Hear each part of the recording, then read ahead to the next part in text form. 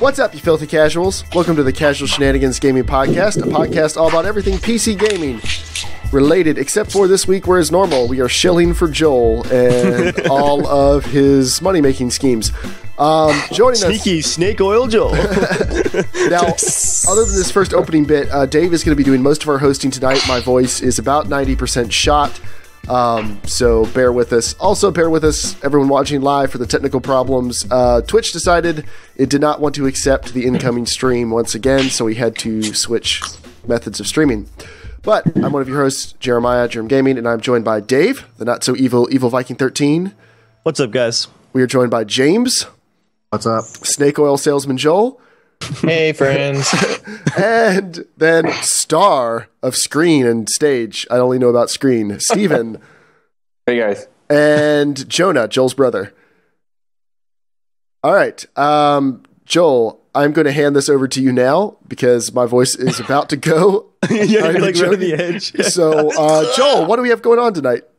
Hey, friends. Anyways, if you guys have been following Norman stuff for the past 18 years, I'm getting ready to put the second trailer out tomorrow, and I thought it'd be fun to show it to you guys tonight, or wherever you are. Maybe it's the morning for friends of ours. But I thought I'd get Jonah on, my brother who's working on the sound for the movie. He did the sound effects for the trailer as well. And then Steven on. He hasn't seen anything for a long, long time, so I thought it'd be kind of fun just to watch it with him and, get his first reaction. I was like, oh, crap. Basically, Steven's trying to bail on the project, and Joel's desperately trying to keep him. No, really, it's going to come out, Steven, I promise. After 4 years, I quit. The check's totally in the mail. Yeah. No, but we've been working on this trailer for almost probably about 3 months now. Kind of in between other stuff. Been working with Daniel in California, who's been working on the soundtrack for the movie, and it sounds really awesome. So it's kind of like the first time hearing music from him. What was that? It sounded like a pterodactyl. That was Hannah opening the door. It sounded like a chimpanzee getting loose. Like She opened the velociraptor cage. That's my wife. Why do we have that door? No, but I thought I'd share it on here because you guys have really supported me a lot on this. Dave, you're bouncing around a lot. Yeah, like... Yeah, sorry, my monitor don't laughs. understand. I have my arms on my desk, so when I laugh, the screen wobbles just a little bit. Dave has the shakes, the Witcher shakes, and his monitor shaking. He's got like the Santa Claus laugh tonight. Yeah, Dave, you're not laughing right now.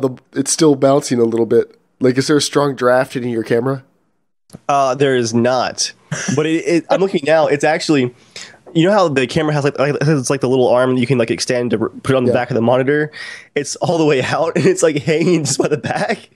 So at some point during the podcast, it's just gonna go. All right, we'll let you decide if you want to fix that or not. Sorry, Joel. Yeah. Go ahead. I might stick it to the screen. That's all. I just kind of wanted to catch up with you guys and show you something. So because I'm really desperately trying to get the movie done. We're hoping to just.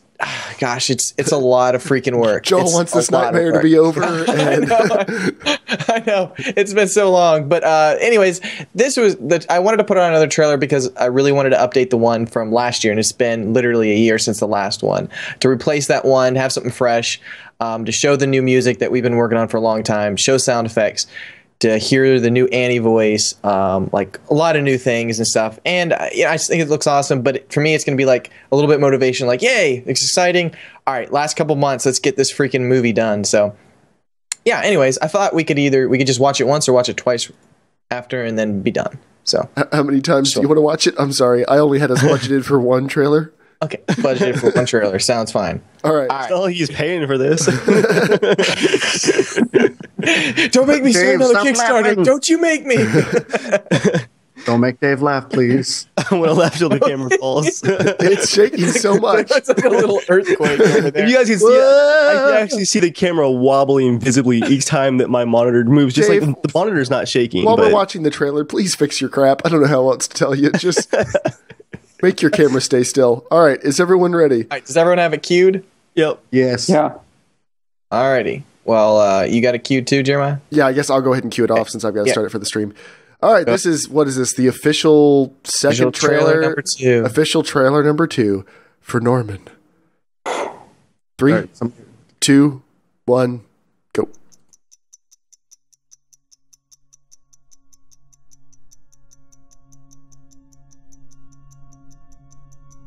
What I've learned from all of this is how unpredictable time travel is, and how one man could potentially destroy so many lives. I know a small part of you will miss this place. I hope you're confident in the decision to leave. Norman, maybe our effects on time are wholly inconsequential. Are you so sure that time is not predefined? Perhaps the sum of our choices will always lead us down the same path. Portal polarity initiated.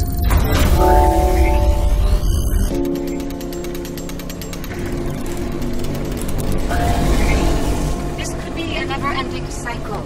We don't know what caused things to turn out this way. I'm sorry, but I have to do this.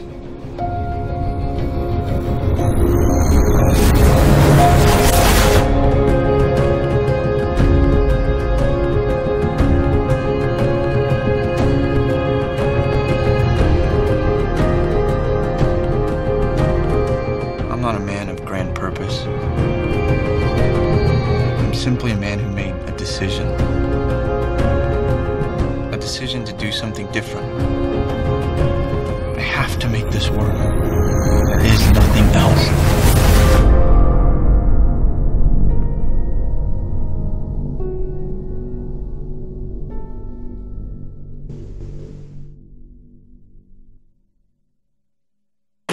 And there it is. There it is. Jonah, that's sounding really good. Wow. Thank you. Jonah did a great job. Okay, so Stephen, you haven't seen anything in a while. What are your thoughts?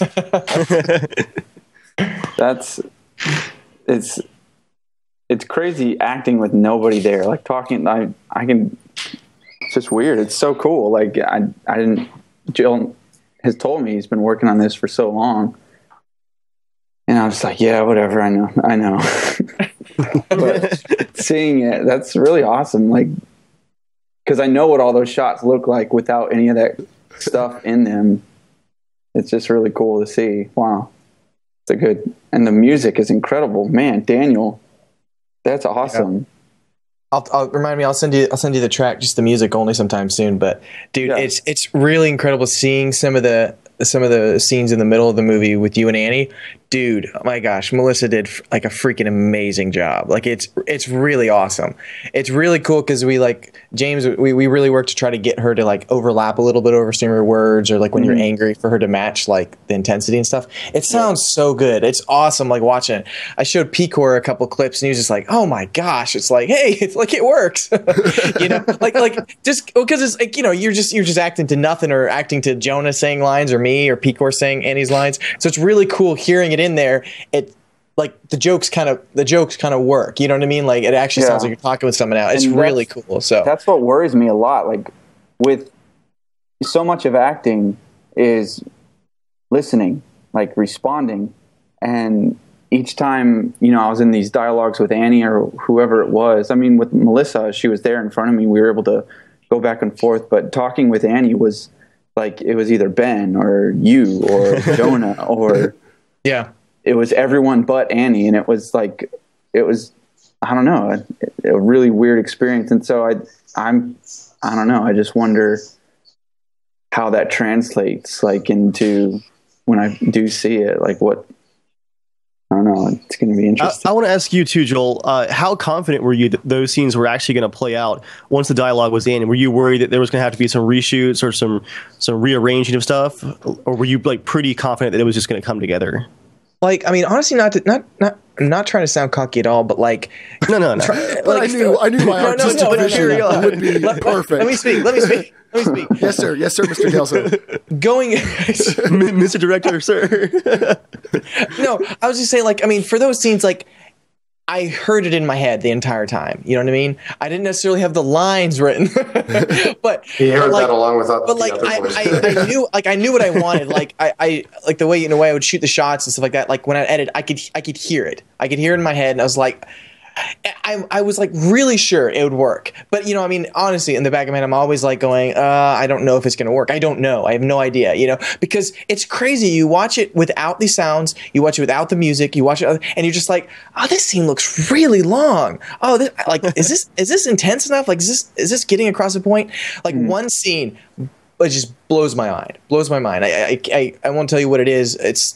It's one of the scenes we shot like on the third day, Stephen, in the bedroom, right? You're talking those third day bedroom scenes. Third day bedroom. Yeah, don't blow your mouth. Joel, do you have an online rough that has all of Melissa's stuff in there that we recorded? Yeah, I do. But that scene specifically, I know what you're talking about. Yeah, with music, when you're talking about, anyways, your history, You're gonna cry, dude. It's seriously like, whoa, like holy crap, it really works. I was blown away. Like Daniel was just like, here, take a look at this. I was just like, oh my gosh, like it's crazy watching it. And I showed it to Picor, and he's like, oh geez, like this really works. Like Daniel honestly was probably the best decision of the whole movie. Like he's gonna make whoa. See you later, bye. I was like he really makes that without anyone else. I'm kind of just on the street. That's what I'm walking away with. Hey, I'm in the same exact place. It's crazy how awesome it sounds. Like it really, really works. It's exactly what I want. And so he's only got probably about a month left of work to do. And it's going really well. He's starting back up on the regular Norman soundtrack Monday. But just to give you guys a hint of how many different versions Daniel went through for this, just the trailer, probably like 18 or 20 versions. And we had a version really close, and just the last 3 days, he's like, I want to do something more. I want to do something different. It's not working. So he spent another like 12 hours redoing some stuff to really make it work. Like he is awesome. He really gets the idea. He's passionate about it, and he wants to do it really well. Like he just wants to push himself, do something different. And so I've been bugging him to try to get a video recording of him just talking about what he's working on and stuff, because I hate that no one sees him. Like he's done such an insane amount of work now, and I can't wait to show more of it. But I'm hoping to once he gets a couple tracks finished, I would like to just release one just to you know, hear a little bit, like a 5-minute piece. It's incredible, man. I can't wait. So, but yeah, that was awesome. Glad that'd be a nice Kickstarter perk. Yeah, because I think we released the soundtrack or something like that. So yeah, I think that'd be a great idea. But sweet. Jonah, yeah, I'm sorry if you don't mind asking. We talked to Steve for a little bit. Jonah, how is working on the sound been? Like you're doing all the sound for the movie except for the score, right? Yeah, absolutely. So and all the final mixing and none of it was recorded on location, right? So it's all. Yeah, that was the big deal about it. So we had released some other little featurettes kind of showing how we went about it. But yeah, I mean, we obviously didn't have a budget. Joel didn't have a budget, and I was on the opposite side of the country. So yeah, we brought Stephen, flew him back up from Florida, and for about, a week straight, we just redubbed all the lines. So we were up late every night, just hardcore going through the movie. But yeah, Stephen did an excellent job. I was peeing like every 10 minutes. The amount of water I was drinking. Dude, you went through, I think, 5 bottles of water with just one night. It was ridiculous. Is that a lot? Yeah. Well, yeah, it's a good amount. All right, for someone your size, maybe. It seems like a decent afternoon to me. I don't know. No, Jonah, I enjoyed that whole process. That was fun. Like, I don't know. I mean, I know that a lot goes into it from your end and setting it all up and everything, so I appreciate that. But it was enjoyable. It wasn't like, oh gosh, here we go again. This is going to suck. Like I liked going in there, getting back into character and doing that. So. Yeah, it's a very different challenge because you have to react. You know what I mean? It's just like a different way of acting. So, and the nice thing about that, like obviously bad circumstance, ultimately, like you don't want to have to redub all the lines, but I knew we could do it well. So I felt comfortable, going that route. Mm-hmm. But, yeah, I mean, just the fact that because of what happened, Joel and you, we all had the ability to kind of switch up how you delivered some lines to kind of make some more impactful than maybe they were originally delivered on set. So, yeah, it will be really cool. So now it's just to place all that dialogue and to get it where it really sits back in the picture and feels like, he said it there on set. So. Mm-hmm. It was Just a funny to couple go weeks back ago. and do my lines again because I had like what, Joel, like 2 lines. So basically I stood in a sweltering hot room with you guys like egging me on and yelled at like a little monitor to like put the gun down. Yeah, drop the gun, put the gun down. Like I'm just yelling at a monitor in a corner in this super hot room just over and over and over again. It's hard to get into it. Like it takes some practice. I had these visual prompts so he, could know exactly when to start the line, and then we'd very quickly just say it over. just keep going. I'll sync it up later. But just a couple weeks ago, we recorded sounds in our church of a ping pong table being pulled just across the ground, the vibration, and then I bought this weird like thing that if you swing it. Whoa! Oh gosh! If you swing it with headphones on, you hit the chord.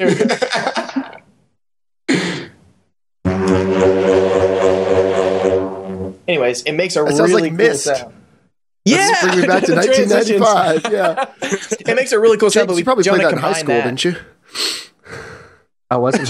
So Joel got this bowl roar, I think it's called. It's some Australian kind of wind instrument. So we recorded lots of different material of that, and then I pitched different things and processed some of the material. So that's basically the kind of origination for the Time Machine sound, or at least the basis foundation for it. I have to say, for all the sound being done in post so far, from what I've heard, it's sounding really, really good. Like I think, Joel, I know you're planning on making like a behind the scenes documentary or short video or something about the movie. I think people are going to be very surprised at some of like the incredible things you've been able to pull out of your super small budget. Because I think when you watch the trailer, you can't tell a lot of it was done on like the ridiculous things that were happening right behind the camera to make shots. Jeremiah's under the table, like holding onto a power outlet switches. It's like, all right, click on 1, 2. Awesome. 1, 2, 3. Everybody, click. I'm glad you're able to join, Steve. I thought it'd be fun to watch it with you. So. I want to watch that again before we call it quits. Want to watch it one more time? All right. If we're done talking, I want to see it again. We're done talking.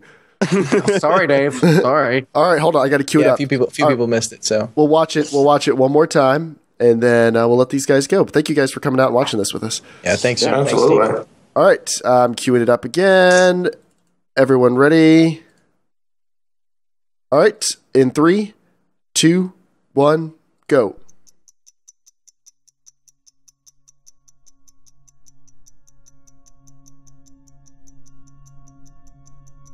What I've learned from all of this is how unpredictable time travel is, and how one man could potentially destroy so many lives. I know a small part of you will miss this place. I hope you're confident in the decision to leave. Norman, maybe our effects on time are wholly inconsequential. Are you so sure that time is not predefined? Perhaps the sum of our choices will always lead us down the same path. Portal polarity initiated.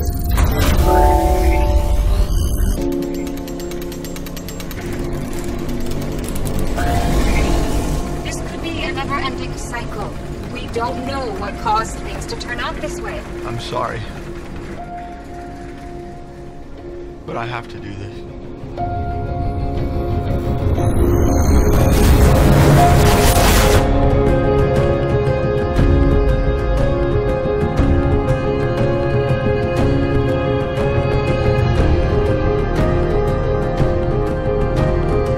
I'm not a man of grand purpose.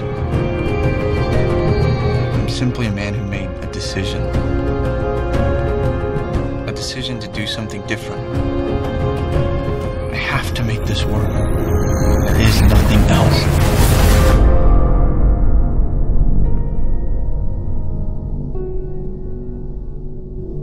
This will be officially posted tomorrow around 10:30 a.m. Eastern Standard Time. Sorry, Joel. I had Skype muted because people's background audio was going. So go ahead. I was just going to say, if you want to see the trailer again, I'm officially posting it on the Norman Facebook page tomorrow around 10:30 Eastern Standard Time. So if you haven't already liked the page or feel free to share it with people. Spread the news of Norman. But yeah, it'll be on the page tomorrow. Spread the news of Norman. I want to bring up one more thing because I actually got to watch the trailer this time and not play with my camera the whole time. Joel, who's doing the design work for Annie's interface, the UI? That's me, my friend Ben, Eric, and Giancarlo. So it actually stood out to me in a good way because it looks like an actual device that you would use. It's the negative space. Like, it's not cluttered full of like techno bits flying around. Like it has an actual UI where you're like, yeah, I can see this is like actually a functional looking device. Dude, I like that a lot. Dude, Pcore designed an actual website that I sent the After Effects designers that you can literally drag and drop an audio clip onto it. He programmed it so it says audio clip ready. It actually says it. And then you can press I love that. You can press H on the keyboard and it brings up a menu. Then you can click play. And then what they do is they record it and it actually creates the Annie voice. And it was really neat. He made it so that like the little inner circle kind of like breathes. It kind of like fades in and out. Kind of like an old MacBook, how like the LED will kind of like fade up and down when it's sleeping.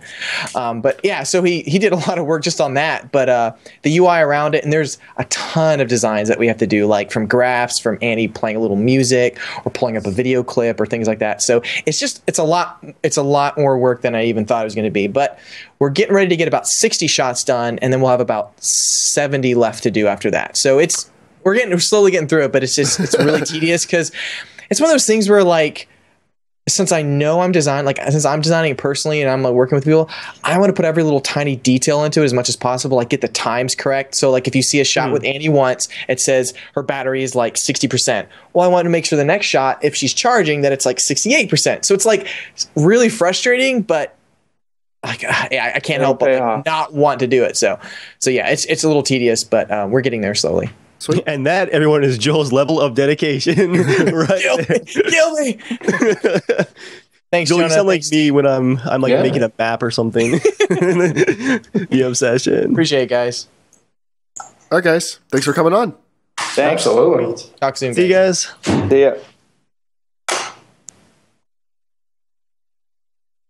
Thanks for letting me do that. Your check's in the mail, right? Yeah, of course. Okay.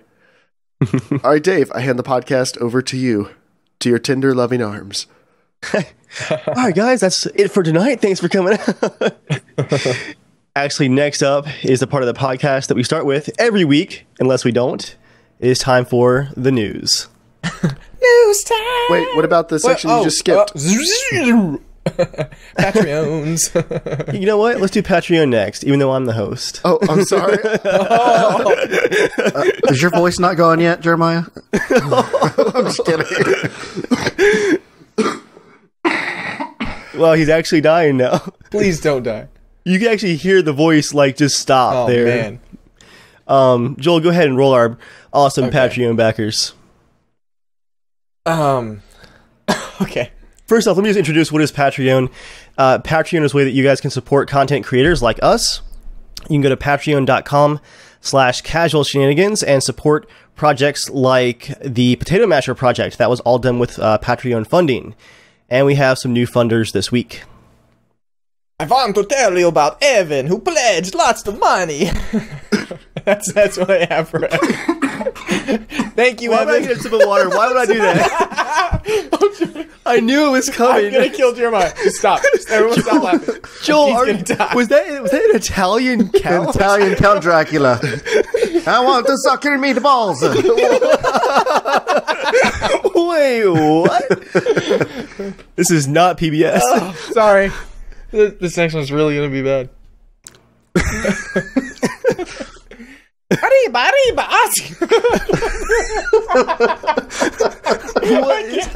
What's happening right now?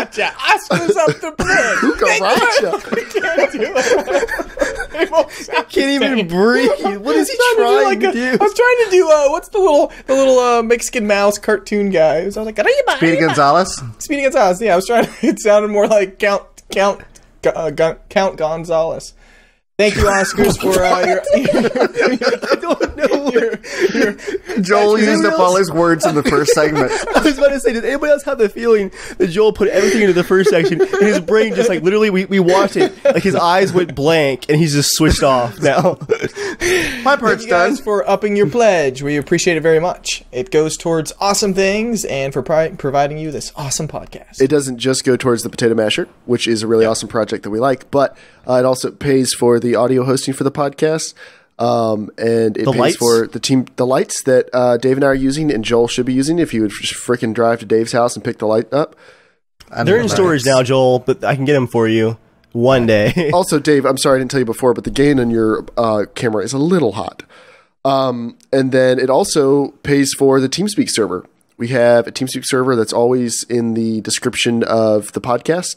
If you don't know the link, and you are welcome to come bring your friends. It's a community server. Come play. Come hang out with us. Right now, we play Grand Theft Auto pretty much every single night around 10 p.m. Eastern Standard Time. Other games to follow. The Grand Theft Auto every night may end around Tuesday when The Witcher 3 comes out. Monday night at 7 p.m. EST. Is that when it goes live? It goes live at Central European Time, so it's 7 p.m. Monday for the East. Oh, you didn't know this? Oh, I just made your day. I'm glad I could be here for this. But yeah, anyway, back to you, Dave.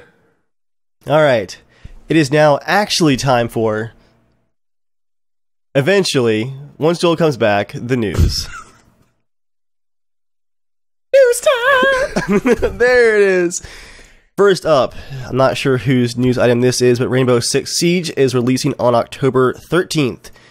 Official launch date. Did anyone actually play the alpha, or were we just all on vacation? We were all on vacation. I kind of wanted to play it, but I didn't. That's my news item. It's only noteworthy that it seems like they're trying to launch it before Call of Duty and the other shooters in the fall.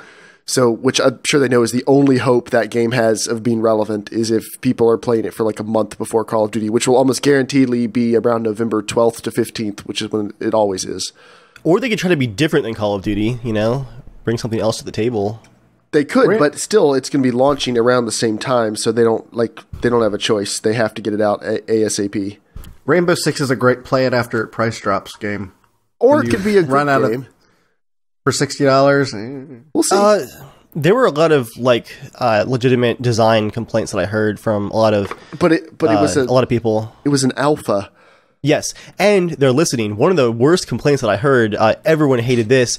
There were hit markers in it, which in a game that's all about tight quarters, destruction, tactical gameplay, people figured out you could blind fire until you got a hit marker and then mag dump through a wall and kill all the terrorists inside the room.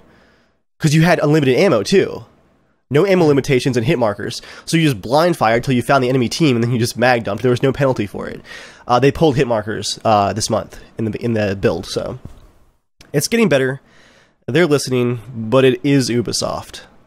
So next up, crushing Joel's soul, The Division has been delayed again until 2016, quarter one for now. It's for the best at this Most point.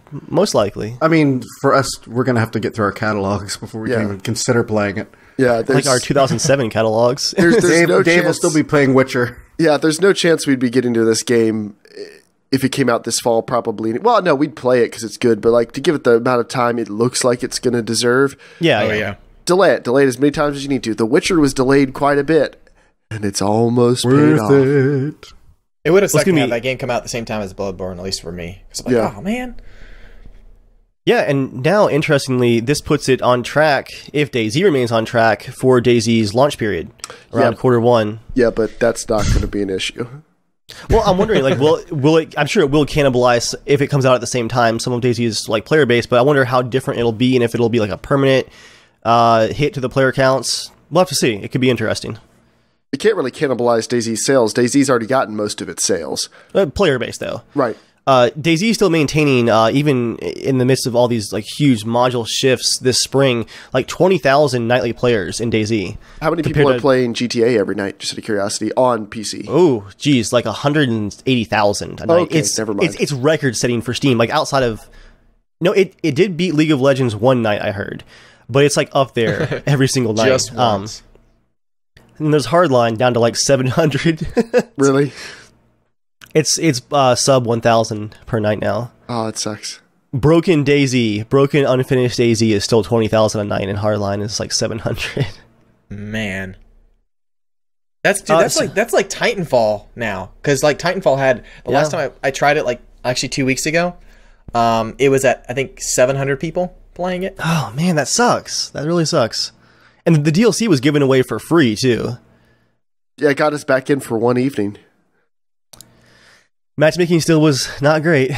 Yeah. But, I mean, there's only 700 people playing. Like, you really can't expect much, I guess. You think that would make matchmaking easier. It's like, hey, here's one person, here's a second person, play. Well, it makes matchmaking easier, but not balanced matchmaking. Oh, right, yeah. Well, there was never any balanced matchmaking in that game.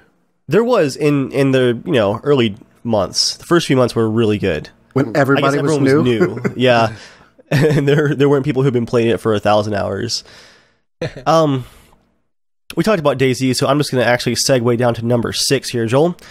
DayZ released their dev blog this week, and they're actually removing zombies for one patch as they're shifting modules.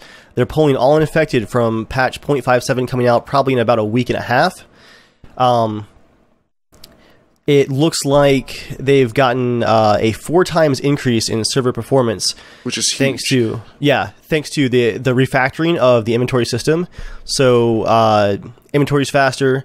It hits the server a lot less, and the new what is it called? The global loot system, global loot economy. That's the word I'm looking for. That's also helping. So 4 times boost, but they also say that we discovered an abnormally high performance cost related to the new infected AI, and performance should be lateral at that certain point. So they've been testing different configurations for the AI, I'd imagine like how often does the zombie pathfinding tick? How fast does it update? They're playing with that, but in the meantime, they want that performance boost on the servers. So for 0.57, DayZ will just be day. Which I'm actually surprised that hasn't happened yet. Like, DayZ existed for 8 months with infected just running through all objects. Like, that still blows my mind. Like, zombies when the alpha launched had no collision or pathfinding whatsoever. They were just point to point through everything. I'm surprised that wasn't pulled back then. Mm-hmm. Will this really affect gameplay much? Because how often are zombies really a problem in DayZ? Since the last patch, it does, because zombie counts went from, I think it was 700 to 1,600, and they also added spawns evenly across the entire map. So every town had zombies, and it was more of them. So for one patch, zombies were actually a huge threat, but they were super laggy and desyncy. So we haven't really seen DayZ with lots of zombies and actually working yet. So yeah, I guess not much outside of the last patch. And I just have a note here that I doubt this will be the only feature that gets disabled over the next few months. I was wondering if that was your note, Dave, or if that was something that they said themselves. No, that's my note. I put it in italics there. I'm surprised that it's taken this long. I mean, persistence has been turned on and off a few times over its different changes. Loot spawning has had 2 different complete system changes, so I'm sure we're going to see more over this summer. This particular period is definitely some big stuff changing, so... Maybe if they turn off other players, you can do your little farming simulator you've been wanting to do so badly. Yeah, maybe if I can just have James disabled, my gardens will stop being stolen. Oh man, you should buy a DLC lock for your garden. Did you release that video? No, I still have footage for you guys who have no idea what we're talking about. I tried to create this nice little survival garden at the prison island, and James discovered... We swam for 15 minutes to get to the island? Yeah, it was a 15-minute swim out to the island. Everyone was logging off for the night. I was planting my garden. I had planted my little rows of tomatoes with the stakes. I was watering each one and adding fertilizer to it. I was actually gardening. And James was just kind of standing there watching. And then he figured out, oh look, right now it's an alpha. You can drag the entire plant grid by grid into your backpack. So he stole my garden. I'm watering and watching him he take. He ran off with my garden in his backpack. I need to release that video. That was Dave. He's gonna do the same little thing gunfight ensued. James, what was your plan? Run around till the plants grow enough that you can eat them? No, just to piss Dave off. I mean, that's my only goal usually. James, we're gonna build a house in the game. It's wait, why is the corner of it missing? missing.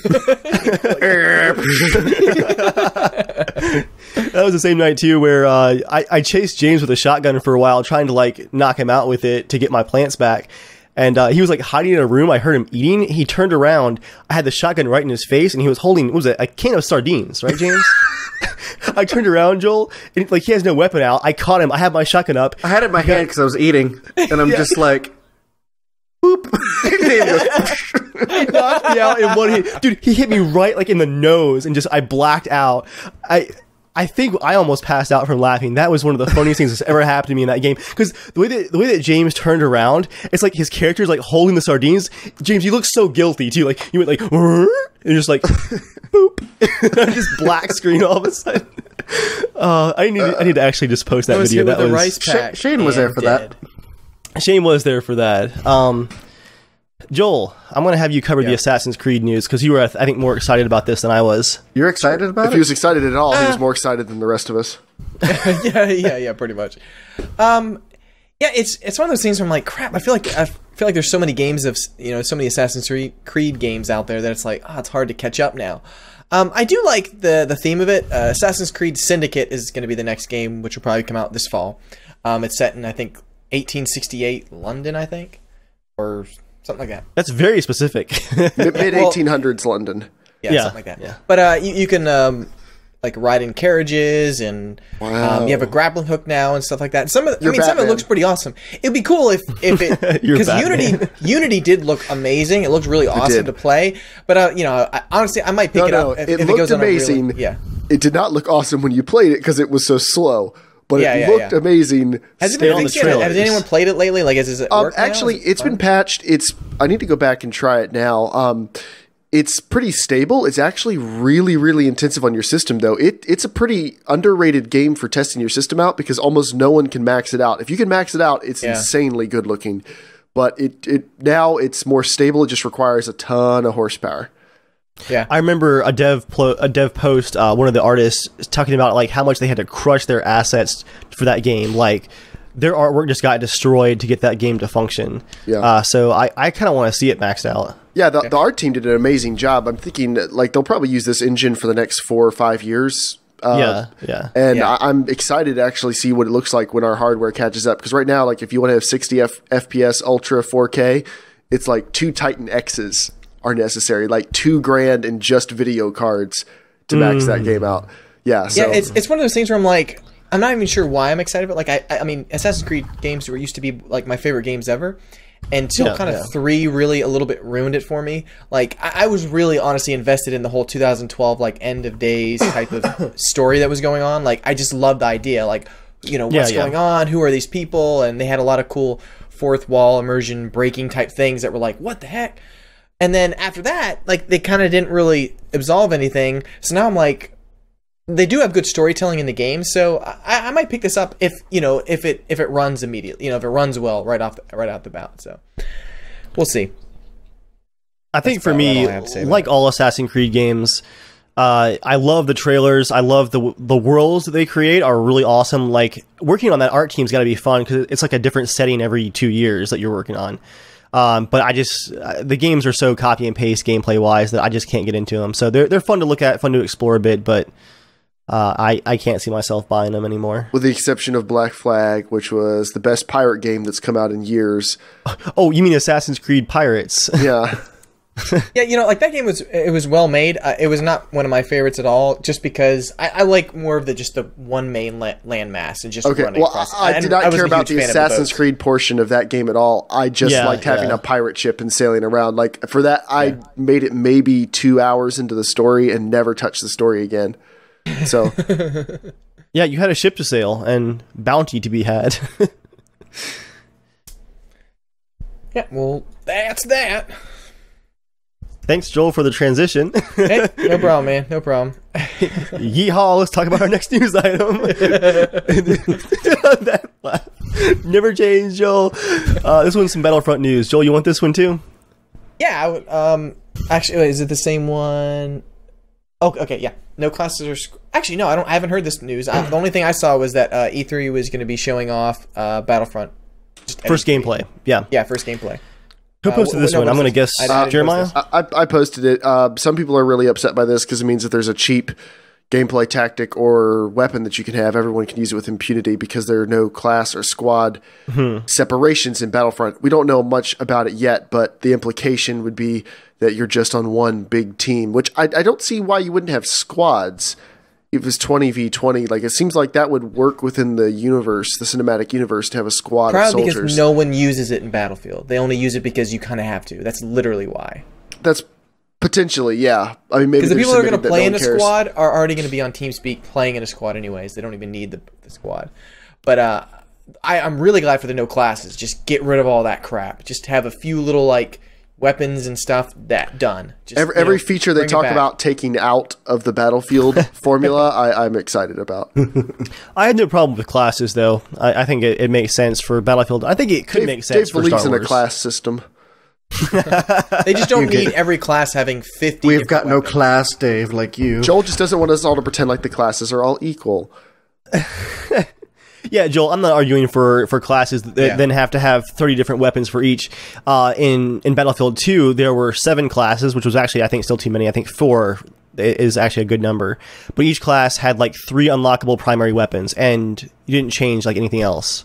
I thought it was only 2. Yeah, but the thing is, the way Halo 4 did it, though, is it was like, if you unlocked a weapon, just pick it.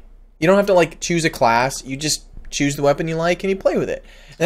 So like if you want to play with a rocket launcher and then you want to play with just a pistol, you're good. You don't have to pick the class that only has a sniper rifle and the pistol. Yeah. Only this and that. Just choose what you like playing with. I think that works fine. I don't think it's going to mess the balance of it because it's not like the Battlefront games are very balanced anyway, so it's not going to for Battlefront, I don't think it's going to be a huge deal. No. Next up, did you guys hear about this one? There's a new Gears of War coming, apparently, and we'll talk about this on our PC Gaming podcast. What caught my eye about this is that the game isn't officially announced yet, but apparently some people are in a private beta. It's called a beta, not an alpha, but I think it's probably an alpha at this point. And some people have been uploading and streaming footage, and Microsoft is not only banning their Xbox Live accounts completely, like a permaban, they're bricking their consoles when they catch them doing it. For a certain amount of time. And it's also not a new game. They're doing a remaster of Gears of War 1. Okay. Yeah. It's not known like how long your console is bricked for. I'd imagine it's not permanent, but it's also not being told to the users that it's happening to. What do you guys think about that? I mean, honestly, I'm totally fine with that. They're breaking the NDA, I'm assuming. Yeah, I mean, they could deal with a lot worse. That would have been a really cool reveal for Xbox. I mean, Gears of War is a huge game. Yeah. Like that and Halo are the only reasons I would love to have an Xbox One. Any early access game that you ever get into to play, not early access like Steam early access, but anything that's an actual early access alpha or beta. Private testing. Yeah, private testing. They're going to have an NDA that everyone's going to scroll through, or an NDA or just a terms of service that everyone scrolls through and hits yeah, whatever. But in there, a lot of them have things like, hey, this is a privilege. You screw us on this, we will screw you back. And you'd have to be an idiot to screw the people who own the online service and the physical hardware you're using to play this game on. Like, they own the whole ecosystem. They could just turn you off. Yeah. I mean, honestly, a $350 penalty is probably not that bad in the long run of what could have happened to you. So you guys think it's actually fair if it's bricked permanently then? Oh, yeah. I think so. I mean, yeah. Really? I mean, it's in the terms when you... I mean, it's in other terms. I mean, they could probably push legal action against them if they wanted to. Yeah, I mean, you really could get screwed over huge by this. Oh, yeah, definitely. It's a big reveal. I mean, like... okay, so let's say if it was worth... you get paid, get charged $50,000. Oh, well, it's still your Xbox. No, screw that guy. Like... Sorry, you buy another Xbox, have fun, and you're never going to get a early access of a game like this ever again. What about this one, guys? Your Steam accounts. You are in a Steam beta for Half-Life 3, and you post a video clip from it, and now your Steam account is banned, and you just lost 10 years of games. Did the NDA say you may not broadcast or show this game in any form or fashion? Legally, Valve's covered, but is that a fair penalty still? Yeah. What's fair? Is it more fair than them suing you? I mean, I'd rather take the penalty and lose a bunch of games I've mostly played. Like, I mean, imagine the amount of losses they could put against you. Oh, for sure. Yeah, for sure. That's the easy way out. It sucks for the person doing it, but the moral of the story is like, don't do it. That's also saying like, is it fair if you go into a bank with a gun and get money from them that we should just take you away from society and put you in a box for years? Is that fair? It's like, well, the idea is you don't do the thing in the first place. Like you can argue about is the penalty fair, but the point is it's supposed to be severe enough that you don't do it. Yeah, don't do it. Yeah, I think I personally though would prefer that the penalty actually be 100% related to what you did. It would suck to get sued, but I think I'd rather have a separate, like, I'm being sued versus like they're taking away things that are unrelated to to what I did. They're not taking, I mean, their service. Yeah, their service. That's unrelated. It's their service, which you with Steam. Important for everyone to remember. You do not own those games. You license those. You license those games, which it's can no be different. It's no different for any console game either. Yeah, you don't own those games. You're still licensing. I'm not arguing the legality of it. I'm arguing that, like, personally, I think that there's a kind of a gray area, maybe a line that's been crossed. Just in my opinion. I think it's definitely a room for debate, but I think Microsoft is well within their rights on this. Definitely, I agree with that. That's like nothing, though. That means more people are going to be like, "Screw it, I'll break the NDA." Yay! What's the worst going to happen? Well, I mean, like, I think if they don't do something severe, like I don't know, at least severe enough, because they're not going to. I mean, here's the thing. Like, I was even related to Star Wars, right? It's they have to read the script in this like tiny closed box. It's always monitored. Like the script is read, so you can't take photos and stuff on it. It's really hard. But anyways, here's the funny thing, right? One of the guys in an article saying, what if somebody accidentally slips a spoiler, right? Lucasfilm is not going to come down and sue one of their actors millions of dollars by doing it. But they also have to keep the facade up of, we will sue you up because it is going to be more and more tempting to do it. Maybe not one of their main actors, but what about someone just working on the set as a grip? Yeah, exactly, yeah. Yeah, they'd be fired, probably. Yeah. They'd have a hard time. They would never work in Hollywood again. And so they're permanently bricked from Hollywood. Yeah, James, that's exactly what one of these articles said. They said, like, one of these guys breaking this NDA, it hurts the company building the game and the people working there, that basically the publisher, people are giving, the company money to make this game, the HD upgrade. Yeah, there's thousands of people that are messed up so your group, leaks get out. We're not going to keep funding a company that leaks get out because that loses money. I read this crazy article about, like, film distribution, right? Because I'm getting into that kind of stuff, right? Well, this one guy was telling his horror story. He finished his film, he sold it, right? It was like 3 months before it was supposed to go out, like a video on demand and everything. Somebody leaked it online because they didn't do a certain, like, screener for people. It leaked out online. There were so many people that saw it and downloaded it, like, because just there's a lot of other, like, third world countries that just download the stuff for free and they try to sell it. That's how they make a lot of money. And it got seen so many times that the distributors dropped wanting to pick up the movie because it was like, oh, it's already been seen. Like, that's probably about your audience that would pay for it. There's no more value anymore. Yeah, like I would be so pissed if that happened to me. So, like, people who torrent and download all this stuff, I'm like, you are hurting people. Like, you possibly hurt that guy's, like, how many years he worked on the project or whatever he put into it. So yeah.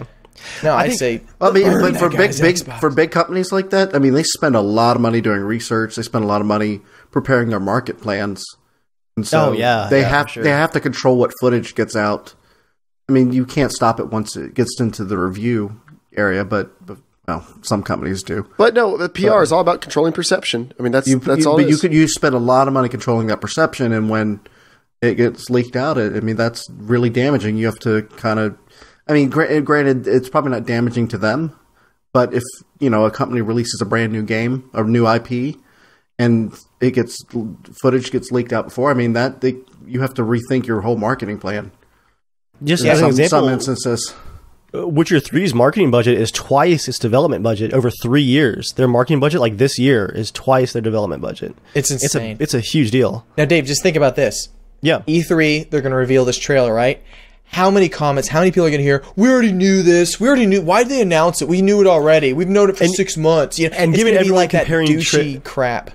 I was going to say, giving everyone comparing the Witcher trailers, someone's going to pull like the leaked footage and be like, well, why does this look different in the official trailer? Like, what are you trying to do here? Exactly. It does hurt a lot. But here's one more example for me. I think this is a better example of where I'm coming from for this. I think this system that we're in now, we're trapped in multiple different ecosystems with licensing. how about this? 20 years from now, you drive a smart car, and your smart car says you can't modify anything in the engine or the control panel. And one day you decide... there's 10,000 volts in here and you will die. Oh. But sorry, I know what you're talking about, yeah. I mean, this is actually partially happening right now. There are systems in your car that you're not allowed to modify, that are protected. The software is protected. Let's say you modify it, and you like release a patch, like a custom mod for your car. And the manufacturer says, okay, you broke the license agreement for the car. We're going to take the car back. We're going to repo it. And your wife's car, which is also our brand, we're taking that too because it's part of our ecosystem. You're now a banned user of our cars. Like, it's an extreme example, but I think apples and oranges. I think that gets more. Yeah, I think that would get complicated too quickly because you're not licensing the right to a car. It's an extreme example, how but it currently works. Now, if you're leasing the car, they could take your lease back. Yeah, but they have government regulations too about that's true. That's also true. I mean, don't get hung up on the example itself. I'm talking more about the fact that so much. Come up with a better example, Dave. That sucked. I see what you mean. Though. Other examples besides car examples? Actually, no. I have another good example. No. I have a car example. Perfect. That's all I know. So Dave loves cars. So you guys are familiar with Hondas. Top Gear, the late greatest car show in the world and the most viewed television show in the world, 138 million people a week. That's 1.5 Super Bowls a week. So anyway, Top Gear, they're a behemoth, and unfortunately the show has all but, it's not canceled. They're going to bring it back without the 3 original hosts, and it's a long story. But the hosts wanted to compare 3 new amazing supercars that had just come out. The Porsche 918 Spyder, which was a hybrid supercar, electric and gas engine. The McLaren P1 and the Ferrari. It's the Ferrari La Ferraria, which translates to the Ferrari. And they wanted to compare these 3 cars on the famed Top Gear test track. Which, they've brought many supercars to before. Like, in the automotive world, that actually means something, going to the Top Gear test track and having their test driver see how fast your car will go on the track. All 3 of these supercar manufacturers want their car to be the fastest. So, Top Gear calls them all up and they want factory spec cars. Like, you can't give us a special car, put us in touch with an owner or somebody, and we want a stock, like, just out of the factory car. No looking for a super mint example or something. And Ferrari told all of its owners who bought the La Ferraria, which is like maybe 200 people, don't quote me on that number, but it's a super low number of people. They said, if you let Top Gear drive your car, you will never buy another Ferrari. And they put that notice out. They said, because Ferrari, they want to control who gets their car. Like they want to provide a special test version of their car unofficially. Now, I think Porsche it was, or either Porsche or McLaren said, do whatever you want, get whatever you want. They're very confident their car is the fastest. But before Top Gear went off the air unexpectedly, they had gotten word to somebody, I think, who was like in the United Arab Emirates or somewhere, who had 2 of these cars. And one of them was the La Ferrari, who was like, screw Ferrari. I'm rich. I'll do whatever I want. And he was going to let them borrow it. So we don't know if that will ever pan out, but they've been teasing this for like over a year. This was like was going to be one of the biggest automotive tests ever done on television, was going to be these 3 supercars. And that's how much Ferrari cared. Was they said, like, and this La Ferraria, you couldn't just buy it. They invited you to purchase it. If you were a big enough Ferrari fan, had bought enough of their cars, had enough of a relationship with the company, you had to fight to be on the list to buy this limited edition car. And then they were telling people, if you let this TV show come near it, you will never buy another one of our cars. So it's not super far-fetched then. It's a pretty direct example. Man.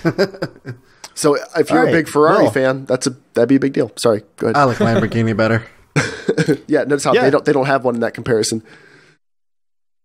Well, we'll move on from that. That was a fun discussion, though. I think next up we've got some mail, possibly. Mail time. We do have some mail. Dave, where can they write in? You guys can write into the show and be featured here live and on iTunes if you write into casualshenanigans@gmail.com. Just like Danny did. Now we have 3 pieces of mail tonight. Danny wrote in. He tweets at us a lot. He's a big fan of the show, is very involved in the community. He says, hello, Shenanigamers. Thanks for a great show. You are by far my main source of gaming news and gaming hardware related news. I'm looking for some help / ideas with benchmarking and analyzing my system's performance while a game is running. I play mostly flight simulators, Flight Simulator, X-Plane, DCS, etc., and I'd like to find the bottlenecks in my system. First, my system specs. He has an i7 2700K, not overclocked, so that's a quad-core hyper-threaded, 3 generations old at this point. He has a Gigabyte Z77 motherboard, 12 gigabytes of Corsair Vengeance RAM, a GTX 760, a 240 gig Intel SSD, a couple terabyte hard drives, 3 Acer 1680 by 1050 monitors, and Windows 7 x64. He says the graphics card output is normally configured as one monitor using NVIDIA Surround, and with bezel correction, the resolution is blah, blah, blah. That part's not important for this. He says, I was wondering what tools you could use or recommend for benchmarking performance while a game is running.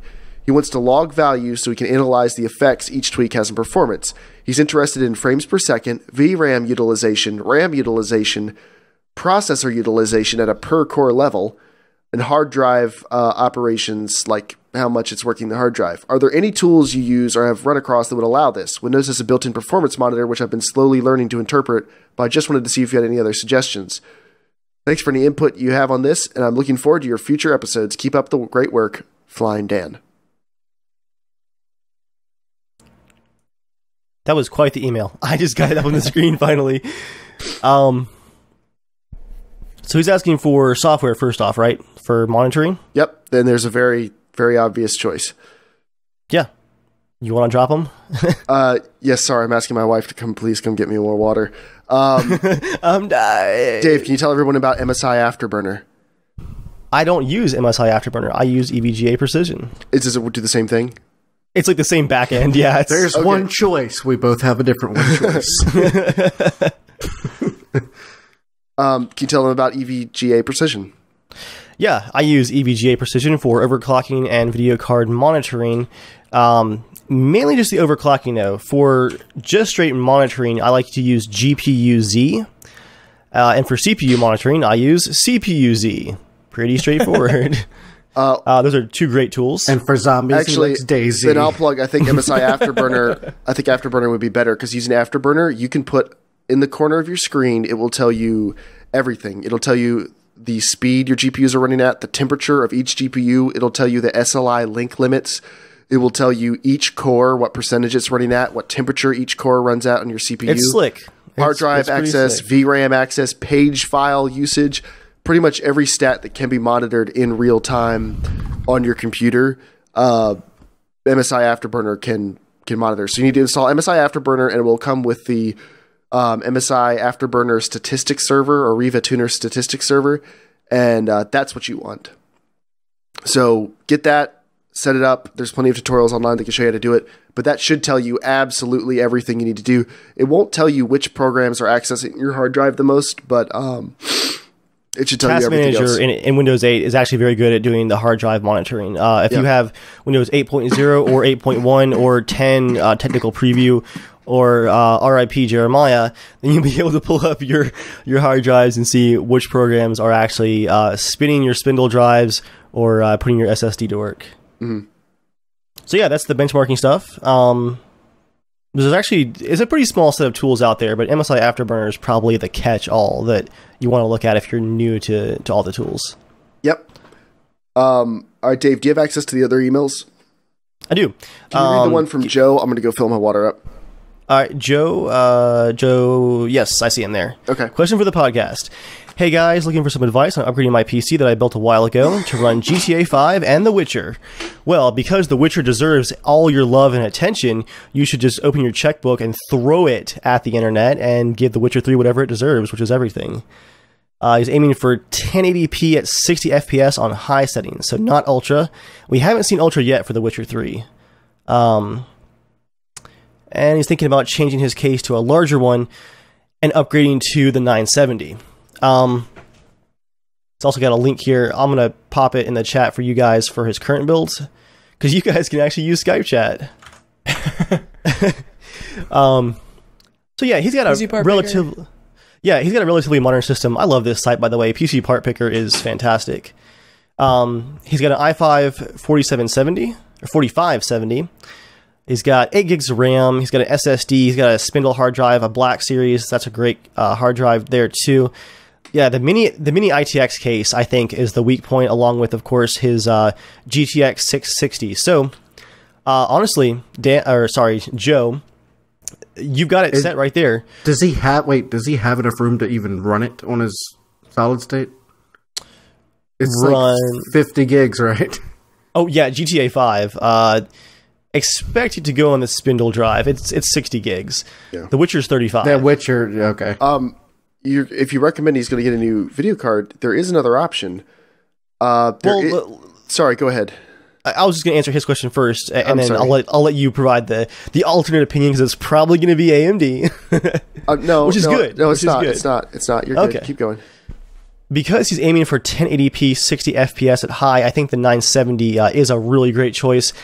1080p is where that card really shines, the single card solution, but you will need to get a larger case. That mini ITX case is not going to cut it. Power supply should be okay. 500 maybe watt if you cut a hole in the back. that'd have awesome. Like a big tail. Like weld marks around the hole. All right, so here's my alternative. Looking at that case online, it actually can take a decently long graphics card. So if he wanted, he could probably do a full-size card. But even if you don't want to do that, there are mini ITX versions of the GTX 970. Ah, that's true. For only about $20 more, you can get, if you like the rest of your build, there's no reason you have to change it. Gigabyte and Asus both make mini ITX single-fan versions of the 970. Now, that obviously means you couldn't SLI or anything else, and which you can't do in that case anyway. But those are good cards, and they perform. They don't overclock that well, but at stock speeds and for 1080p, you'd be fine. Yep. Those cards would be great. So check those out. And the rest of your build is decent. Your power supply is a little cheap. It is a Corsair, but it's their CX series, which is their cheap series. If you have a little bit of a budget, you might consider getting a nicer power supply since you're going to be feeding a 970. Also, I don't know if the CX500 has 2 PCI Express power connectors or not. So I might think about a better power supply and then a mini ITX 970 or a regular 970. Measure your case. You might be able to fit a regular one in there. Good call. But yeah, if you wanted to get another case, I mean, you could. There's no reason you can't. But if I had a mini ITX build that was working, I might keep it. That's a nice little form factor if you don't need the extra hard drive space or something. That is a cool case. So, and you had the Zotac, the mini Zotac 970 just briefly, right? No, I currently have a Zotac 970, not the mini. Wait, which one are you thinking about being brief? I don't even know. I know that you were looking at one point at the mini 970, and I'm not sure if you actually got it or not. So. No, the 970 I got last week is a Zotac. It's the regular length PCB, so it's not a mini ITX. Oh, okay. But the regular PCB, it's short. It's maybe like 7 inches total for the whole card. The Gigabyte one, is huge. Yeah, it has, I think, 3 fans. Yeah. So, most of them are triple fans. Good? Is the longer one's fine, or does that mean it's not as good? I don't know. It doesn't matter. It's just spread out more. It just gives more cooling performance. So it theoretically gives you better overclocking. It's really quiet. Oh yeah, really Joel. Quiet. I don't know if you knew, but the 970 at like your desktop, the fans turn off. Actually. Really? Yeah, it only turns the fans on when it hits like 65 degrees Celsius. On the so if you're like on your desktop, on the stock fan curve, you can modify that. Yeah, so like if you're just like watching YouTube and whatnot, and it's not really using the GPU, your fans are literally off on the graphics card. Yeah, I can't hear it. Yeah, it's barely. It's impressive. It's impressive for sure. Do we have more mail, Jeremiah? Yes, we have one more. I still think he should upgrade his hard drive. The SSD. The SSD or the hard drive? The SSD. I'm still running all my games except for Arma. I'm running off of a mechanical drive, and it's totally fine. Like, I never feel the slowdown from being on a mechanical drive. It's not the one my OS is on, which makes a big difference. Yeah, but loading for a game like Witcher. We'll see. I mean, I'm going to be running The Witcher off a mechanical drive. There's supposed to be no loading outside of the initial load. There's if you transfer like continent areas, it'll have a load screen, but it's like 3 main continent areas, each one bigger than Skyrim. I'm ready, Dave. I'm so ready. I know that just. Can we just pause there for a minute? Everyone just sit there and absorb We'll get there. There's more. There's something coming up about that. So last bit of mail is from More Pie. He says, "What's up, you filthy seal slappers?" That just does sound dirty. I fell behind and I'm just getting caught up on a small backlog of podcast episodes. I just got to the bit about the GTA 5 crews and how you think casual is a banned word preventing you from registering Casual Shenanigans as a crew. For the longest time, my brother and I have called our multiplayer groups Madcap Shenanigans for Mad Hatter and the Captain, which were their gamer tags. We still do, even though our in-game names have changed over time. We ran into the same issue, and I think you're wrong about the banned text. It's the NIGA in Shenanigans that triggers the word filter. We successfully registered Madcap Shenanigans using an E instead of I, which is a historically authentic alternative spelling, thankfully, because etymology matters. More pie, formerly the Captain. Zadal, also a Seal Slapper, since I just realized I could join multiple crews. This is this week's plug. Join the Seal Slappers, our GTA 5 crew. And if you've joined the Seal Slappers, come hang out in Teamspeak with us. Have you gotten yet, James? Weeknights at 10 p.m. I need to trade in the PS4 version. Come on, James. Did you, haven't Joel? played games with us in forever, James. I am disappointed. Joel doesn't either. Well, Joel... Screw you, Joel. Once again. Joel, did you listen to the podcast last week? I enjoyed the 15 screw you Joels. It was great. Actually, I'm going to say it was a really enjoyable podcast. And the ones that I do miss, I really do look forward to listening to it. I usually set a little bit of time in my day to just listen to it. But we took a drive and went to visit Joy's sister, and it was just I think it was a 5-hour drive, but man, it really helped for the hour and a half. I was like, come on, just a little bit longer, because that hour and a half went by really quick. So. Very few people ever. 3 hours later. Yeah. Is anybody else getting stream issues? Nope. On the podcast? Okay, it's just me then. That's fine. What is next? I think that covers all of our news, all of our mail time. Joel, one more time just to close it out, maybe? Mail time. Which you can be a part of by writing into casualshenanigans@gmail.com. And now, that section known as... Just say it again, Joel. Potato Masher? No. You wanted to mail time again. Yeah, here we go. Here we go. Ready? Okay. Third time, just me. And now that section known as... Mail time! Is over. Next up, we're talking about the Potato Masher. And I'm going to turn this back over to Jeremiah, because the Potato Masher is his baby. All right, so it's all of our baby, Dave. Except for James, who just is condescending about everything. James is the step-parent who doesn't really want to be involved. No, Dave, I'm the parent that doesn't want to be involved. Yeah, he's a parent. Why are you making him a step-parent? Of the Potato Masher. It's even worse. He's the deadbeat podcast dad to the Potato Masher. There it is. So anyway, we have a new Potato Masher video for you this week. Just so you guys know what's in the pipeline, Project Cars and The Witcher 3 are my two next projects. Part of the issue is going to be that Gamefly, which I use to get PS4 versions of games to rent them, they have low availability of Project Cars, and I guarantee they're going to have low availability of The Witcher 3, so I don't know when I can get my hands on PS4 versions of those games. If I get them in Redbox in the area, I will go rent them from there. But I want to have both of those out as soon as possible, but I've got to wait until they can send one to me, so please bear with us for that. But this week we have a requested game. I wasn't that jazzed to do it, but a lot of people wanted to see it. So this is Mortal Kombat X. I'm going to send out a link. This is an unlisted video. It'll be going live shortly. I'm dropping it in chat. Hosts, you guys can go ahead and pull that up. I reviewed Mortal Kombat X on the Potato Masher, so we're going to go ahead and watch the review as soon as everyone has the link ready. Hosts, you guys let me know when you're ready. People on the stream, you can watch it via that link, or you can watch it when I'm about to put live in the stream. Ready. Good to go. All right. I'm just going to cue the video up. And 3, 2, 1, go.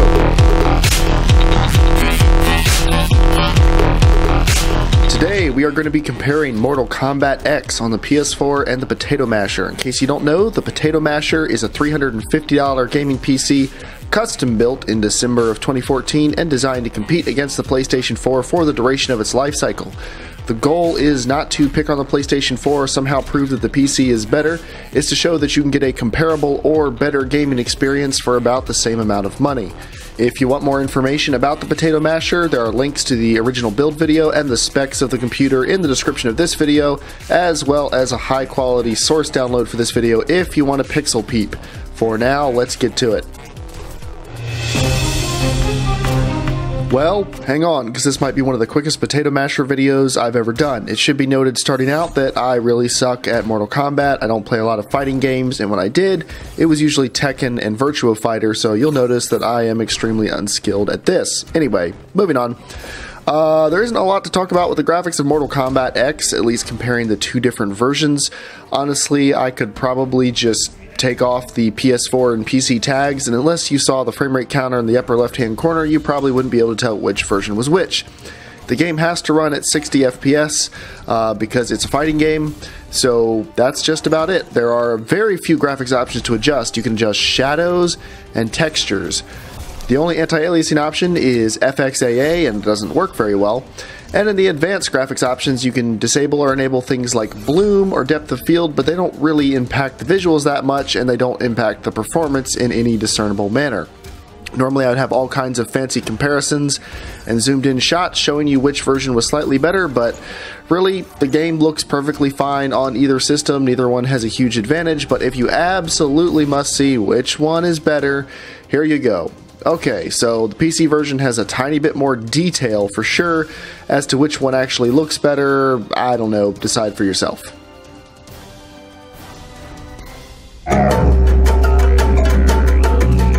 Remember how I said that because it was a fighting game, Mortal Kombat X needs to run at 60 FPS? Well, that's because the timing is so incredibly important. The moves are calculated based on the expected FPS you're going to be experiencing, and if the frame rate's off, your entire fighting style could be off, especially in a game where the difference between 50 to 75 milliseconds could be the difference between life and death. The frame rate's kind of a big deal, and naturally you'd think, well, that's where the PC will of course have an advantage. It's a PC, it has all the extra power. Well, this PC port of Mortal Kombat X is horrendous. Here is the game running at 60 FPS on high settings. The only thing that's really turned down is the shadows are turned down to high. And look, it's running at a very stable 60 FPS. Although over here it's running at a very hitchy, stuttery 30 to 45 to maybe 55 FPS. So you think, okay, well, let's just turn the settings down, right? We can get a stable frame rate if we just turn them down. Well, here's the game running on its absolute lowest settings, and the frame rate is also not stable. And here's the game running on its lowest settings, and the frame rate is stable. There's no rhyme or reason. You can just restart a match, and maybe it'll be 30 to 45 FPS, or maybe it'll be a locked 60 the entire time. There's absolutely nothing you can do as a consumer to make your gaming experience better. It's luck of the draw.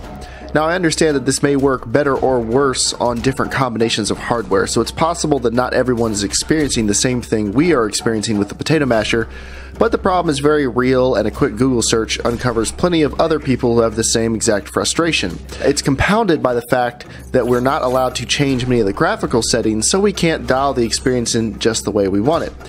On the consoles, the game does run at a pretty locked 60 FPS the entire time, although on both platforms it drops to 30 FPS for fatalities and cutscenes, which honestly doesn't really make any sense because there's no 30 FPS platform that's being released on.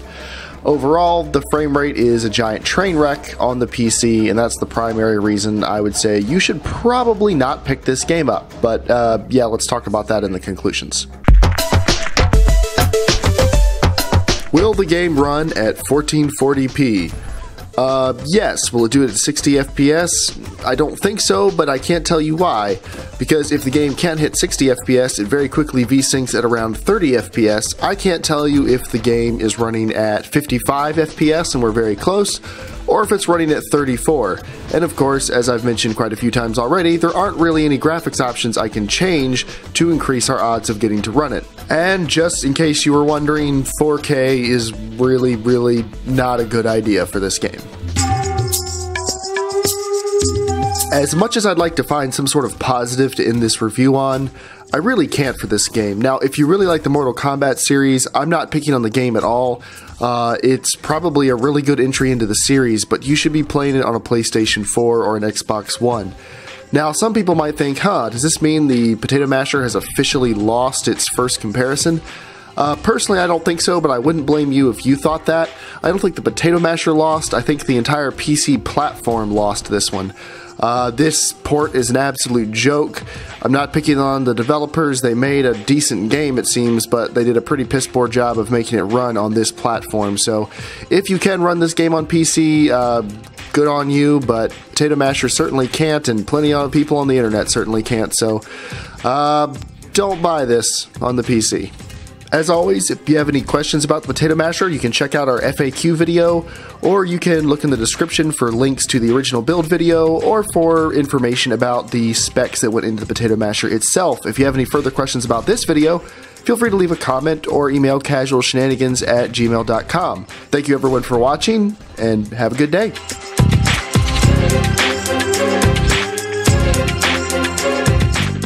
That was Jeremiah's least amount of excitement ever. I liked your summaries though, both of them. I could notice quite a bit of difference in the backgrounds. Well, that's for the PC. That's the thing, is it was hard to tell, is it really different or is it just sharper? Because they, like, on the PC it was overly sharp, or on the PS4 it's a little bit blurred, hard to tell. But I couldn't find an objective like, this is better. I could just find, well, this is a little different, and I just wasn't sure. I think part of that might be the depth of field can be turned on or off on the PC, and it doesn't seem to affect performance at all, but I wasn't 100% sure it was actually turning on or off every time I told it to. So you might see some more background detail because it's supposed to be blurry and it isn't, and I'm not even sure. Like, you guys have no idea how crappy this game was. Like, it just doesn't work. Nothing about it We can tell from your tone of voice how crappy it was. Yeah, I like your summary though, that the PC platform got screwed. Okay, question, and maybe I missed a little part in it, but like, okay, you said it can go down to 30 FPS, right? Yeah. Am I now at the start of the video? You were saying that it has to be at 60 FPS because it's a fighting game. Were you saying it has to because it's Twitch based? It's a Twitch based. Really, the moves. From what I've read online, the moves are calculated based on 60 FPS. They take a certain amount of frames to complete. If the game doesn't run at 30 for everyone involved, then the game is not accurately running in the same way. Dave, what game is it?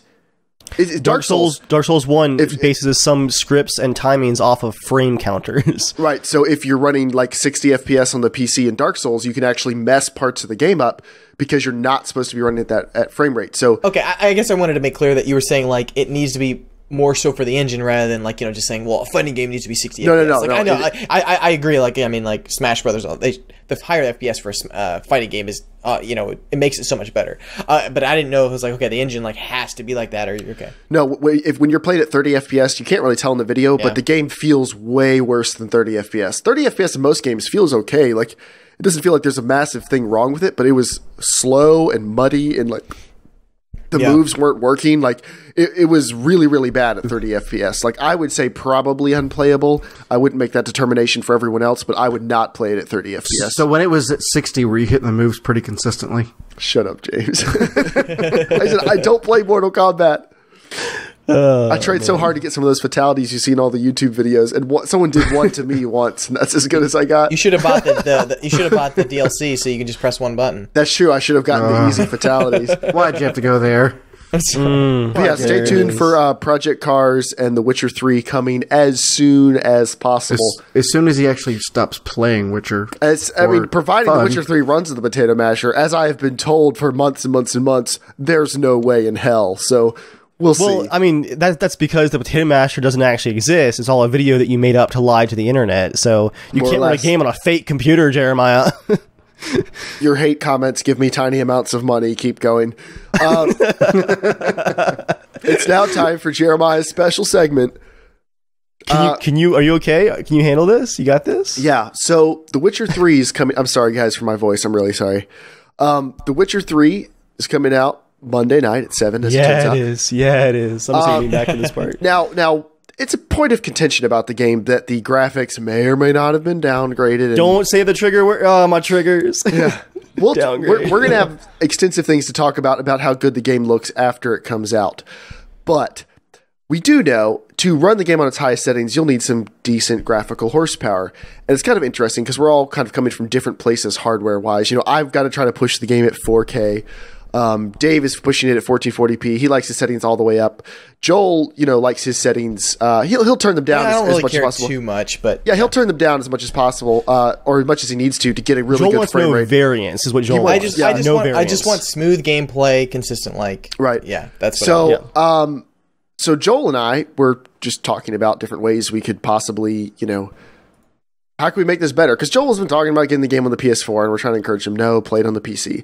And he got I got the 970. I got a free, or I guess, semi-free, but I would say free because I just got free the copy. Yeah, you got a GTX 970. Yours is a gigabyte, right? And mine's a Zotac. Do you have your box available? Yeah, I got 970.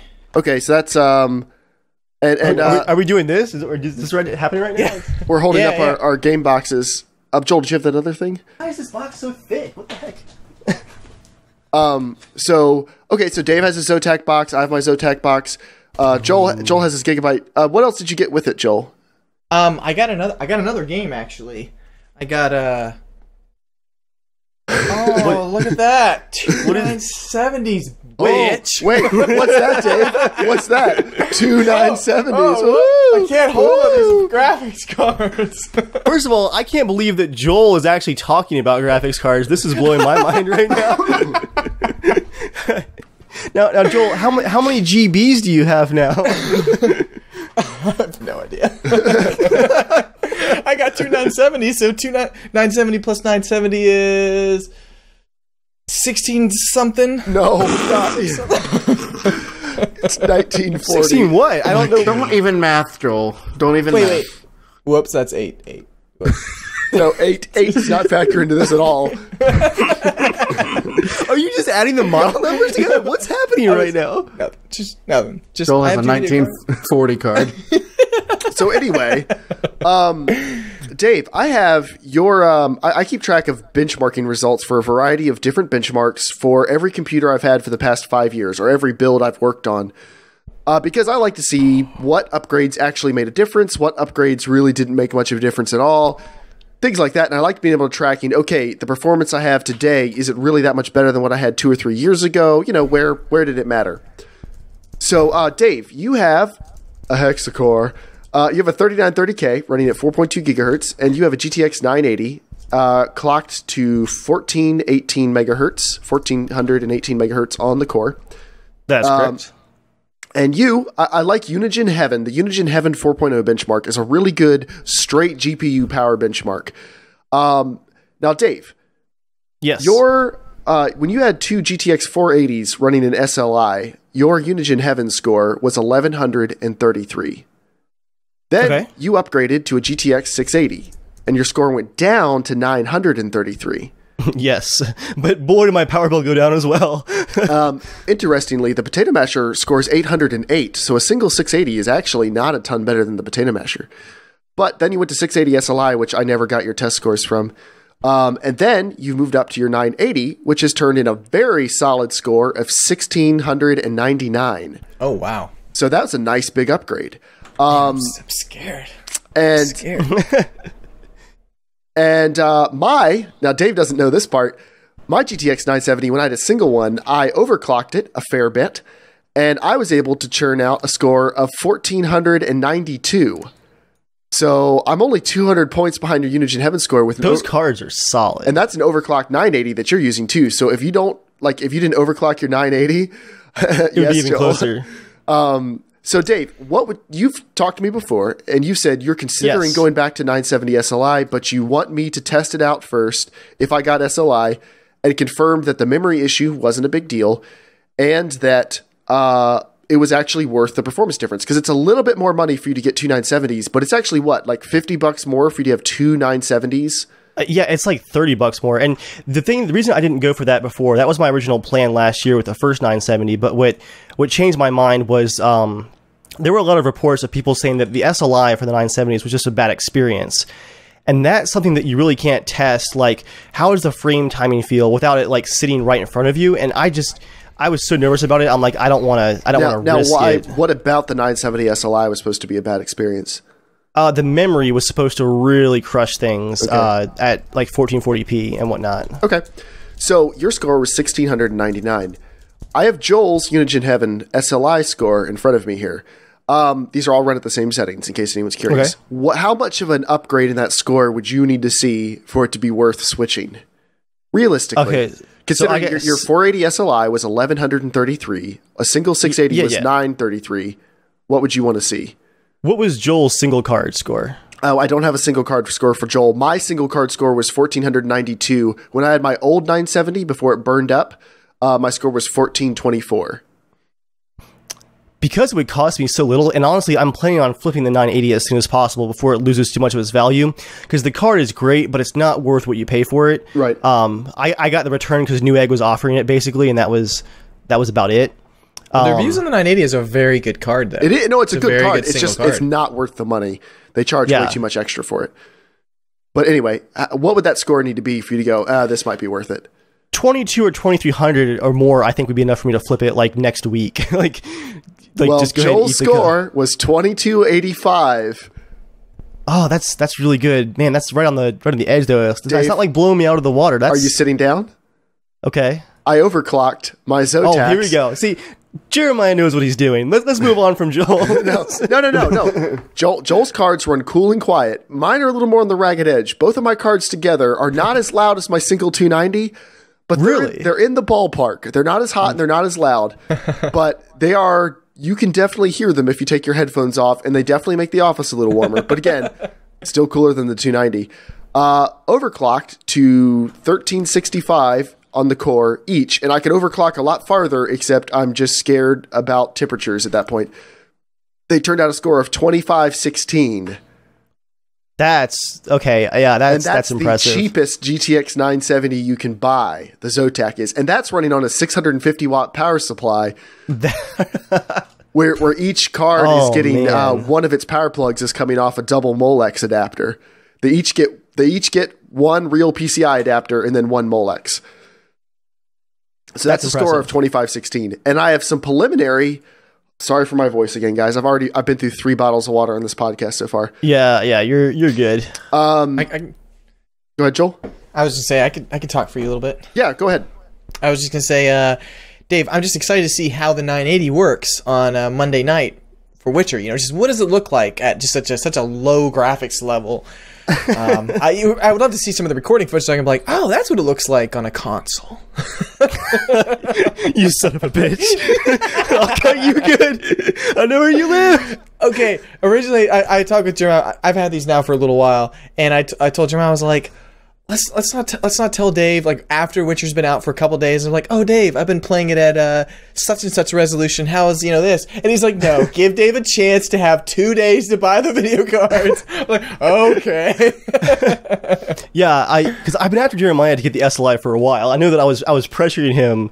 Of course, he had like the card issue where it wouldn't SLI, but yeah, I currently have 3 970s in my office. Yeah, you got 3. So I've got plenty of data pretty soon here. I mean, not for The Witcher yet, but I want you guys to work these cards hard and tell me like I did try Battlefield 4. Not that it really matters on that engine, but it was running at like 90 FPS on Ultra at 1440p.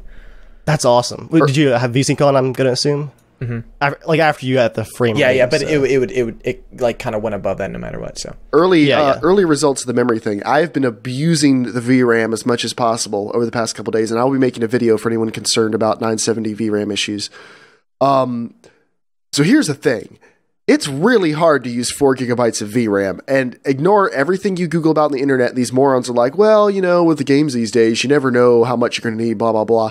In most games playing at 4K, I was at under 2,500 megabytes of VRAM usage at 4K, settings as max as I could get them. So there have been very few games where I could actually use 4 gigabytes of VRAM.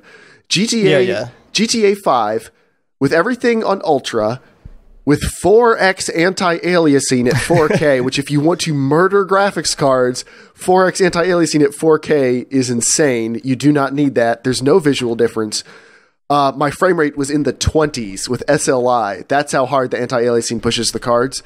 And I was at 3,900 or 3,850 smooth, perfectly smooth, except for the horrible frame rate. So I would say on that game, no issues. Nice. On Project Cars, there's no SLI profile yet, so I did kind of the SLI hack workaround where you tell it, do SLI, and it maxed out at under 3 gigs, doesn't matter. On Shadow of Mordor, a little bit of a complicated answer. Okay. I was easily able to hit 4,055 megabytes of VRAM usage, and the game ran great until it started crapping the bucket, and I couldn't figure out what was wrong. The SLI usage drops randomly while you're playing. It'll be at like 95% on the first card and 85% on the second card, which is pretty decent. And then both cards will randomly drop into the 50s, and the VRAM usage stays up. And the card, it's not micro-stuttering, but the game starts hitching and coughing all over the place. And looking it up, and a lot of people said, yeah, Shadow of Mordor has weird issues with SLI. So I'm going to test that again with a single card and see if I can abuse the RAM on that and see if that makes a difference. But so far, I didn't see any micro-stuttering that was directly related to the card. The only other game I've experienced significant difficulty with is Far Cry 4. It wasn't micro-stuttering, but the entire game felt like it was hitching like twice a second. Frame timings, possibly. Frame timings, and I switched to windowed mode, and it was fine. Windowed mode disables SLI. That's what happened. Oh, it does? You can only run SLI in full screen. I didn't know that. Okay. So it appears to be a frame timing issue. And people online, some people said it worked great, some people said it didn't. And Far Cry 4 was also kind of a disaster for systems when it came out. It had tons of issues. And I guess for SLI, it just hasn't been fixed for a lot of people. So I'm going to test a lot more games. But so far, I would say I have not had a single case of actual micro stutter. And I haven't been able to fill the RAM up in most things. So as of right now, I would say it's not an issue, but let me test it. I'm going to test it as hard as I can for the next week or so. I will test it on The Witcher, and I'll get back to you. But so far, I would say at 1440p, I don't know what game it would take to fill up a 4 gigabyte VRAM buffer. Shadow of Mordor only does it because the high-end textures aren't compressed like they should be. They got lazy on the ultra textures, and that's the reason why it takes up so much room. It's not because they add that much to the visuals, because they don't. The difference between high textures and ultra textures, or very high and ultra, at 4K is negligible as far as I could tell, but it is a massive VRAM spike. So that's what's going on. I want to hear what Joel's been doing with these 2 cards. I still can't believe you bought 2. Have you ever bought SLI? No. But I wanted it for Witcher. You sounded condescending for yourself. Dave, this is exactly how this came about. I was visiting John and Debbie 2 weekends ago. Yeah, that's and Joel came over. And he was like, hey, man, you get your card? You like it? I was like, yeah. He was like, oh, man, you know what? It would be funny like if we both got like SLI, like, and Dave didn't have it or something. I'd be like, yeah, that would be pretty funny. And I was like, I'm selling a bunch of computer parts on eBay. And Joel was like, I just got paid for some stuff. Let's do it. It's like, yeah, let's just buy cars. Like, this is a really expensive joke. We fist pump, too. We're like, yeah. It's a $700 joke. Actually, add them both together. Mine's currently at about 1,000 because I bought a second card that could not SLI because I learned a very hard lesson about SLI this week. So I'm currently waiting to sell a card and recoup some of my investment. If anyone wants a cheap GTX 970, let me know. So I almost spent more money on. We'll talk afterwards. Jeff, if you're listening, I'm not stabbing you in the back. I'm just first come, first served. So. Wait a minute. Who has extra copies of Witcher? That's the next question. Actually, I do have another copy on the way. I have extra copies of Witcher 3 and Arkham Knight on the way. Ben has already spoken for 1 Arkham Knight code. I'm keeping 1 for myself. I've gotten 3 copies of both of these games. Can I? We'll talk, James. Get on that action. We could probably sweeten that deal. Joel, is it safe to say that what were you about to say? It sounded like you were about to say something different. No, sweeten that deal. Is it safe to say, Joel, that I have successfully pulled you onto the Witcher 3 hype train? I was already on the train. I was just in a different. Train car. I was in a different train car. I was in the back, like in the cheaper ones, and I was just eating food. So you never saw me. Like we don't ever cross the peasant class. Yeah, I was in the peasant class. No, he was in the cargo. I'd say the last couple of weeks. I mean, just seeing some more of the gameplay of the combat. I'm like, reviews. But okay, gonna be honest. Just like James said, it has more to do with a joke on you, Dave, than it has to do with graphics. It really does. I'm excited about it. It's going to be awesome to have good graphics. I hope it works well. And I will be absolutely insanely livid if it's just like the hitchiest, crappiest thing ever. But it was kind of worth it for this video. Joel, you do know. Well, he's going to return it next week and get an Xbox. When cards, when new games come out, occasionally it takes a day or two for an SLI profile to release. So you might want to run it on one card for the first day or two if there are issues, and then normally the drivers come out and it's okay. Yeah, no, I understand that. I just mean it was like if like a couple months you're like it's still really bad. I was like, crap. Yeah. But, while you're so happy, Joel, I guess now is a good time for me to confess something too. I've been carefully blacking out an email from my inbox so I could share it with you and the viewers. I was planning on actually I was going to hide this from you for as long as possible, but I guess seeing you pulled out all your cards, it's time for you to pull out my. Everybody's whipping it out on the podcast. All right, whipping it out live, guys. I'll just go ahead and confess that now on the podcast. Dave, drop it in. I can't see that link. I want to share it with everybody. Yeah, I'm dropping it into Twitch chat. Okay, everyone on Twitch chat, go ahead and look at it. If it's not censored correctly, can someone let me know? Because I think when did you order this? Look at the dates. It's 2 days. You bought it a couple days ago. Gosh. Holy crap! Yeah. I'm sorry, dude. The Witcher. I'll do anything for that game, dude. You whined and bitched about like, oh, I bought a PS4 for one game. That's really cheap compared to this. You spent more than that for Witcher, dude. Geralt of Rivia deserves everything you can give him, okay? And in this case, I can give him a lot. Now, who's when's your card going to come in? Will it be in by Monday night? It's not going to be here tomorrow. That's all that matters. If I can have wait a minute. Better graphics than you. Did you spend $523 on a card and then do slow shipping? I did 3 days. You cheap bastard. No way. I didn't do the 2 day because it's from Newegg. I did the 3 days, so it's not going to get here this week. It's going to get here Monday. Come on. I'm a little cheap. It should get here in time on Monday, though. It should be here when I get home from work. Oh man. Yeah. That's amazing, Dave. That was. I'm living vicariously through you right now. How much do you think it would have been for the 2 day shipping, James? It's actually like $15 from Newegg, probably. Wow. Yeah, so I went for the $8 shipping instead. $540. Yeah, so we could have done it through Amazon. Dave, do you have another confession ready? I'm thinking about it. Oh, man, should I confess now, Jeremiah? What is going on? Come clean with the man. Come clean with the man. So this is not the only email I have from Newegg with the GTX 980 on it from this week. I mean, it's the same email, so there's no point in censoring 2 of them. But there were 2 orders. No. I'm not sure my power supply is going to be able to handle it. You did not get 3 980s. Yeah. Well, no, I don't believe that. That is bullcrap. Because I've seen Jeremiah's 4K monitor, and I think I might go 4K for The Witcher. Not yet. Like I want to see how 1440p looks first. Oh my gosh! You spent $1,000 on graphics cards this week. Yeah. Oh my gosh! Dave, you've got as much money in graphics cards than you do in the rest of your PC. Or maybe I just photoshopped the dates on my email from March live on the podcast, and screw you, Joel. Did you not get anything? I photoshopped it. Dude, that's even better. I photoshopped he was cheap with shipping even in that. I just photoshopped that whole thing live on the podcast. Oh, Jeremiah was talking next time, can you Photoshop some better shipping? You cheap bastard. He really was cheap on the shipping the first time around, though. Yeah, I remember. Back in March. Yeah. And look, you got a 99-cent discount. Yeah, that was for the Witcher code, which I actually got my Witcher code back in March. But no, yeah, Joel, you make fun of Dave for stuff. He would not buy 2 980s. It's so not worth the money. It just is not. It's not. I don't know though. I don't know. Well, it was a little. It was pretty believable. Dave, you did a good job. Yeah, Dave wants 2 980s. Dave is too cheap to get 2 980s. That's the difference. That's exactly it. Because if I can have like 85% of the experience for 60% of the cost, I'll pick that option every time. Yeah.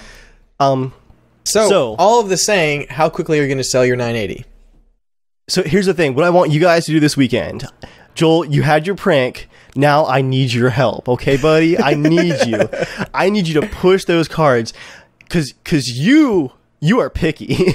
I want you to tell me, is the experience a good experience? Because if you tell me it's a good experience, and Jeremiah says it overclocks well, and it's well supported, I'll order the cards tomorrow. So play Would you games have tonight. Expedited for Monday? Dave. Probably not, actually. It's too late for Tuesday at this point. What? I know you're disappointed in me, Papa James. The best thing to do is play the game on a single 980 till the SLI profile drops, and then buy two 970s. Like it's might be a little rough at first. Yeah, that's probably the best thing to do, Dave. We can tell you what the definitive experience looks like, and then you can experience that after us. Joke's on you. I'll play it at 15 FPS on Ultra just to spite you. Joel, you're going to play it for like 2 weeks, and then you're going to buy it for the PS4, and you're going to play the rest on there. You're lying. What's really going to happen? He said, Joel, man, I really just like to sit on my couch and play. I'm being honest. I am putting a lot of faith in Jeremiah and Dave that Witcher 3 is going to be really awesome on PC. I know the textures are going to look amazing. That is an absolute cherry on top. Cherry on top. Slow down. I was going to say cherry on the cake. Cherry on the cake top. Whatever. Wording too fast. I gotta share. James has a new thing. I have a new phrase for Joel when he makes these mistakes. When he's speaking, words start coming out, and he gets a little too excited, and things start just shooting out his mouth. It's called premature articulation. I love that so much. Articulation's so maybe a little optimistic, but I like where your head's at. Well, it rhymes with what I'm really thinking. Premature word vomit might be closer to reality, though. But no, it's very. As soon as you told me what that phrase was, I thought it was hilarious. That's awesome. Honestly, though, Joel, I'm so proud of you right now. Dave, if you do want to Google a little bit and make me like SLI a little more, because you're partly on the hook for my happiness here. If I try to play at lower resolutions, it flickers red nonstop, and people say apparently like at 4K resolutions, it does not like playing at lower resolutions. When it's supposed to be playing at 4K in SLI, the second card starts going nuts and gets weird. That I had not heard of and before. The official fix by people on the internet is bump your SLI bridge until it stops doing it, which I am not going to do. How is it an SLI bridge issue? That makes They said no they sense. bumped it off like just to the side a little bit and it started working. I might change SLI bridges in case my bridge is bad. I've got two if you want to try a different one. It has to be a soft bridge. My cards are less than 1/8 of an inch apart. The top cards I have two soft bridges, dying. Yeah. I have two different brands of soft bridges, Because I bought a motherboard that has quad SLI support, which I didn't need. It just happened to be the only motherboard that had enough SATA slots. My cards are 1/8 of an inch away from each other and very warm. So you have two Zotacs now, right? Two Zotacs. Yeah. So anyway, as we wrap the podcast down, it's now...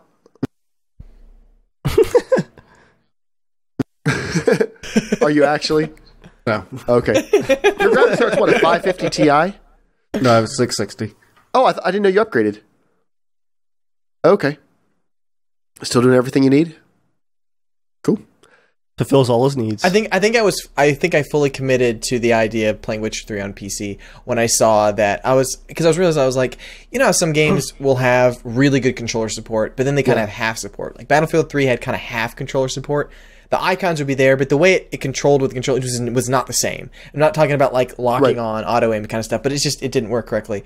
But seeing that they've been playing it on, I mean, mostly every single gameplay clip they're using a controller, and they've been using it on PC. So I'm like, all right, I think they full went the AAA route. Both systems, it's going to be like kind of how GTA. You can pop in a controller and immediately switch over and play. Yeah, so I'm excited about that because I really don't want to play it with a mouse and keyboard for this game. Like I really do want to play it with a controller. I'm probably going to play with the controller too, to be honest, just because it's a fighting game. I think now you're going to buy it again. That happened with Far Cry 4. But it pissed me off because I just could not run it well. But you know, I guess we finally figured. I am downloading it. I'm re-downloading that game to try to see if the hitching goes away. You might have the same problem. You might have the same problem I had. Where that game is still it was a technological mess. The nice thing is though, both a 970 is a great card. If a game just flat out doesn't work with SLI, you can just turn SLI off for that card. It's a really quick thing to do. Do you know how to do it? You can turn it off for like just that game. So every time the game starts up, it'll automatically switch off SLI, and you can just play the game on slightly lower settings and not have to worry about it. So you only use SLI when it benefits you, and you don't have to use it when it doesn't benefit you. Yeah. So these cards are very much in beta mode for me. if the 390X comes out and is like the rumors are it's faster than an R9 295X2, which is currently the fastest single card gaming solution there is. It's technically 2 cards, 2 PCBs in one. But it's a single physical card. It's technically the fastest thing available. If the 390X is faster than that, or is that fast for a decent price, these 970s would probably be gone pretty quick. If the price but you'll have reasonable. a few good weeks, a month or so of Witcher 3, 2 months. I would only dump them if monetarily I don't have to pay any extra out of pocket. Only if the cards are worth enough to flip. I like the experience of trying different things, but I'm not looking to spend a ton of money on this. And that's why I went for the 980 is because I earned $15 back on it. I got my free game code, free copy of The Witcher, and I'm only going to lose like another $20 for what I paid for it. So that's still less than I was going to pay for The Witcher 3. I'm still coming out ahead, and I had a 980 for a few months. But I said before, like, this has been the least exciting card upgrade for me. Like, I have one of NVIDIA's best cards, and it just was not an exciting upgrade because of the disappointment of the 970. Like, I wanted in April 970 SLI. That's what I wanted. And instead, I bought a 980. I was like, yeah, it's there now, I guess. Like, it was just not an exciting upgrade. If this excites you, Dave, I'm now playing GTA 5. Everything on high to very high. No ultra grass, because that's stupid, like what it does to your performance. It's crazy dense, yeah. And I think the post-processing is maybe on just high, and shaders are maybe just on high, because shaders don't really do a lot for the visuals, and they kill your performance. But anyway, on all that, I am 60 FPS locked, and the cards actually can hit around 85 to 90. But I'm V-syncing it at 60, and it is super stable the entire time. 4K. I guess that's all you play now, right? And it looks good. Good. Joel, just feel free to get in here anytime. Good. There it is. Joel, now that you own two 970s SLI, you need to start, and with The Witcher 3 coming out next week, you need to work on your bass drop. Can you try it for me? Hey, not bad. I've taught you well. Okay, you want to hear something funny though? You want to know what games I've tried? Oh no! If you say Dark Souls 2, I swear. Half-Life 2. No. Dark Souls 1. That game all 720p. I don't think it uses shadow play, or it doesn't use SLI, does it? Of course not. It barely uses Windows. I don't have any games honestly to try it out just yet. The one I did try it out, I did have the Elder Scrolls Online. It's not a graphics pusher at all, but I was able to run it at full everything, so at 60, so it runs great. It's now time for 90 Seconds with Joel, part of the podcast where, after shilling numerous times for Joel for all the crap he likes to talk about, we're going to let him talk about something else again. Makes you wonder how much money Joel's paying us. The answer is nothing for this or for other things. I don't remember owning a potato masher.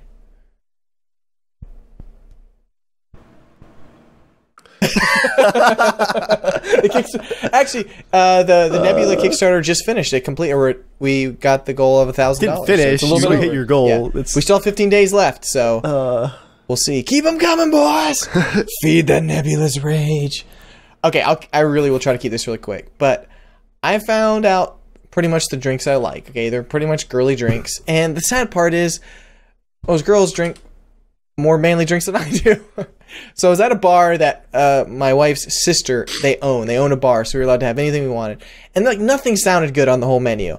And so I was looking through, and I was looking through the cocktail menu, and they had a chocolate banana liqueur cocktail, something or other. I was like, all right, I'll try this.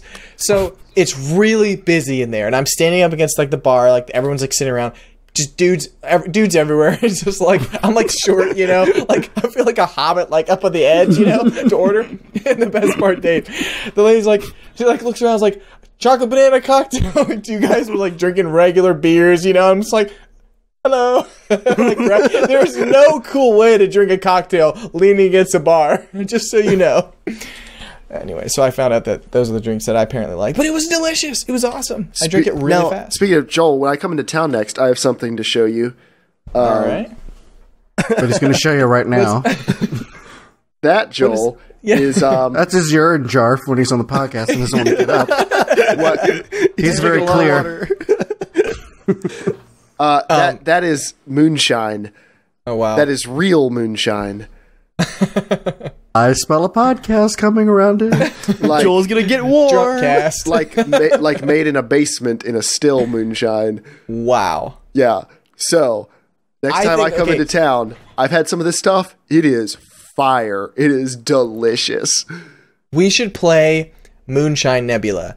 When you go in the nebula, you have to take a tiny little shot of it. Joel, you get your lips wet and it burns.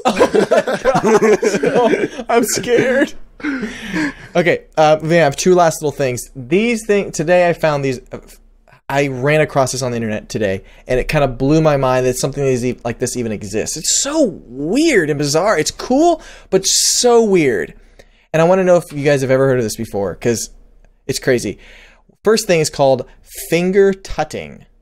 Has anyone ever heard of that before? Joel. What do you think? What do you think it is? It's not sexual. This is at work finger too, tutting, wasn't like it? tapping your fingers together, maybe, or something. Nope. James, what do you think it is? You're honestly never gonna guess. Dave, any idea? I don't want to guess. Okay, well, another term that they is finger dancing. This is the thing. Look it up. There's a guy, it's like 6 million hits, like 18 million or something. People just like go like this. They like do little things with their hands. It's just like, oh yeah, like tutting. dubstep. Oh yeah, I know what that is. I was like, what the heck? I never like, but I thought it was kind of like, you know, some guy doing a cool thing, but it's a huge thing. They have competitions. Yeah, I know what that is. I didn't know the name. And then the second thing that blew my mind today, because it was in a related, it was a video actually that showed off this and then showed off another thing. Combat juggling. It's a thing. There's a competition where they take like, not just regular juggling balls. What's the bowling pin kind of ones, whatever. Clubs. Bowling pins? No, sorry, the juggling clubs. Okay. Juggling clubs. They juggle them, and what they do is you have to have one in the air, and while one of your clubs is in the air, you can take the other one and you try to hit the other guy's clubs out of the air. So if they drop them, like, it's kind of like Mario Kart in a way, where you like lose the balloons and stuff. But it's like a huge thing. It's not like a small like, oh hey, we did this for a cool video. No, it's a massive competition. I was just like, what the heck? Juggling's getting crazy. Usually like, hey, I'm a juggler and a comedian. Nope, combat. Anyways, I just had to share that because it blew my mind, because I'm like, what the crap? So I was looking up actually juggling. I remember you were looking up juggling today. Yeah, because if I can find it, I got to rip it from a VHS tape. My mom filmed me doing a juggling routine, because I can juggle pretty well. Not amazing, but pretty decent. She filmed in our basement. He's done some regional competitions. You know, he's got a couple trophies. I did it for like a arts and crafts fair for our homeschool group, and it was like that sounds about right. Yeah, I don't remember doing that in regular high school. My name's Joel. The Earth is flat. Columbus was a great American. Here's my juggling routine. I'm wearing culottes. But I did my juggling routine to the Pink Panther theme. Wow. And the best part is I'm wearing like some sort of weird like see-through shirt. Joel, this reminds me of the It's Always Sunny episode with the competition and the boy doing the Yankee Doodle Dandy. Yeah. I could see you doing that for homeschool competition. Well, it's one of those like netted shirts. You know those little net. I somehow had one of those. My mom let me wear that. My shirt. I gotta find it, but it's hilarious. I like like sneaking on. I got the glasses. Like put it back on. Then I like pull. I didn't have actually real juggling balls, so they were like stuff I could find around the house, like apples and stuff. And then I made my own juggling rings. They were made of like plastic cartons and stuff like that. But it was kind of badass. You are Charlie, I swear. I know. What was kind of badass about that? Yeah, you said it was kind of badass. School mesh shirt juggling story it was kind of badass. That's like what Dave says. This is really interesting when he's talking about like depth parallax processing on textures. You're like, physically based rendering is the thing. At least it was better than the year before. It was me, my brother, and my cousin, and we did a flag dance. My mom made us do a flag dance. We literally marched around and did flag dancing. Oh, it was the worst thing ever. Yeah, so I would say juggling was a little bit more badass than that, but not by much. Only in comparison. So, as we wrap the podcast down, want to remind you our 100th episode is coming up. This week is episode 95. And episode 100 is 5 short weeks away. Joel says he has lots of ideas for things to do, but if you guys have things you would like to see in our 100th episode, things you'd like us to talk about. Like Joel juggling in a male shirt. Memories you'd like us to reminisce about, you let us know. We are open to pretty much any idea, bad or horrible. So write in to casualshenanigans@gmail.com, tweet at us, whatever, and let us know if you have anything you'd like to do. Now, next week, we're going to have special guests, the Dollar-Wise Gamers. Say hi to Jay in chat. Jay Wolf is Justin, one of the hosts of the Dollar-Wise Gamers. And they're going to be on their cool podcast. They kind of focus on, is a game worth your money? How many hours of enjoyment can you get out of it? When they're both working professionals, grown-ups with lives and things, and they can't just drop crazy money on playing games all the time, or the idea of the podcast is they can't just buy everything that comes out. You want to buy what's going to get you the most bang for your buck, especially because your time is limited, your money's limited. You know, you want to be a budget conscientious gamer. So I think it has nice parallels to the Potato Masher, where the idea is we see how far could a budget computer get you, and their idea is how far will this amount of money get you? Because not every $60 game is the same. Not every $20 game is the same. So, I think their podcast is really interesting. I don't listen to many podcasts just because I don't have a commute anymore. And I am too busy making content most of the time to listen to content, which makes me a giant hypocrite when it comes to YouTube stuff. But I have listened to a couple episodes of their show now, and I legitimately do enjoy it. I like listening to it. So we're excited to have them on. That'll be next week. And we have a future promotional thing coming up with them. Well, actually, no, they talked about it in their podcast already. We can talk about it. No, wait, they didn't announce the specifics. We can't talk about it. There's another thing we'll be doing together in the future. Stay tuned for that. It'll be fun. Secret things. Secrets. But as always, you can support us on Patreon. Patreon.com/casualshenanigans. What was that word going to be? I don't know. My voice is going downhill very quickly. Premature articulation. It only works if I put extra emphasis into it. I don't know what's going on. Patreon.com/casualshenanigans gaming. If you want to support us on Patreon, we greatly do appreciate it. We should update our goals on there because hosting the CSG DayZ server is definitely never happening anytime soon. But you can also follow us on Twitter at casualshenaniga, at Germ Gaming, at Evil Viking. And you can write your questions into casualshenanigans@gmail.com. Before we go, we did not do what are you playing this week? If we count this week from today till the following Thursday, it's what have you been playing this week? James, you're in a different place than you were last week, a different room. What's been going on with you lately? I moved. You moved. Are you set up in your office now? Like this is the... Yeah. I'm going to get the lighting worked in here a little bit. But are you are you about ready to start gaming again, or? Yeah. I've been having a little bit of wrist issues, like my fingers, but we'll get there.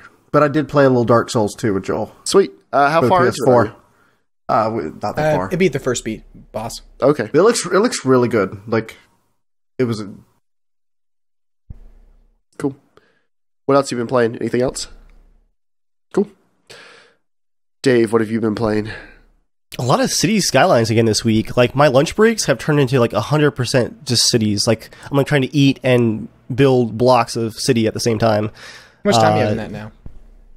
In the city skylines? Yeah. I was playing it before the podcast, like while I was eating dinner. Because I feel like your GTA 5 has overcome the city skyline. It has not. He has not been playing with us nearly as much as everyone else has. Yeah, I've been slacking on GTA 5, especially with the online. I'm at 97 hours of city skylines and 97 at GTA 5, so it's catching up. Oh my. Cities had so much idle time. Like while I was making my dinner and coffee tonight, I had my city on fast forward because it was nice and stable, just earning me money so I could come back and build giant interstate systems. Outside of that, bit of Total War, just Empire for my channel this week, and then some Armor 3 with the crew last night. Tons of fun. Everybody came out for a nice solid mission. Video should be going up for that next week. Cool. Joel, what have you been playing? I got the free PS... Oh man, I almost spit. What the heck? I was playing... So excited. That's that premature articulation again. Didn't need the visual, Angel. Thank you, Ben, for that meme. That's amazing. I don't know who I am, but I'm chucking cards. Oh, is that Chris Angel? I think maybe it is. Yeah, but Joy and I, we've been playing Guacamelee. I downloaded on the PS Plus, and I was like, oh, this kind of looks fun. Dude, it's Nacho Libre, the game. It's awesome. It's a side-scrolling, just beat-em-up game. Oh, that's a fun game. But it's co-op, too. I thought it was just single-player, and so, because the first, 10 minutes of the game is single-player, and there's like, oh, hop in. I was like, up to 4 people. I'm like, yes! I quickly gave Joy a controller, and we played it for, almost 2 hours, just straight. It was really fun. Yeah, all right. So that, and a little bit of Dark Souls 2. All right, Dave, why don't you close us out? Well, you already have all of our info, everybody. If you want to contact us, right into the show and all that good stuff. And we'll see you guys here next Thursday, same time, 8 p.m. EST for the next podcast. And in the meantime, I would tell you guys normally to stay casual, but we're all buying graphics cards for The Witcher 3. This is not a week of being casual. So for this week, everybody, stay hyped.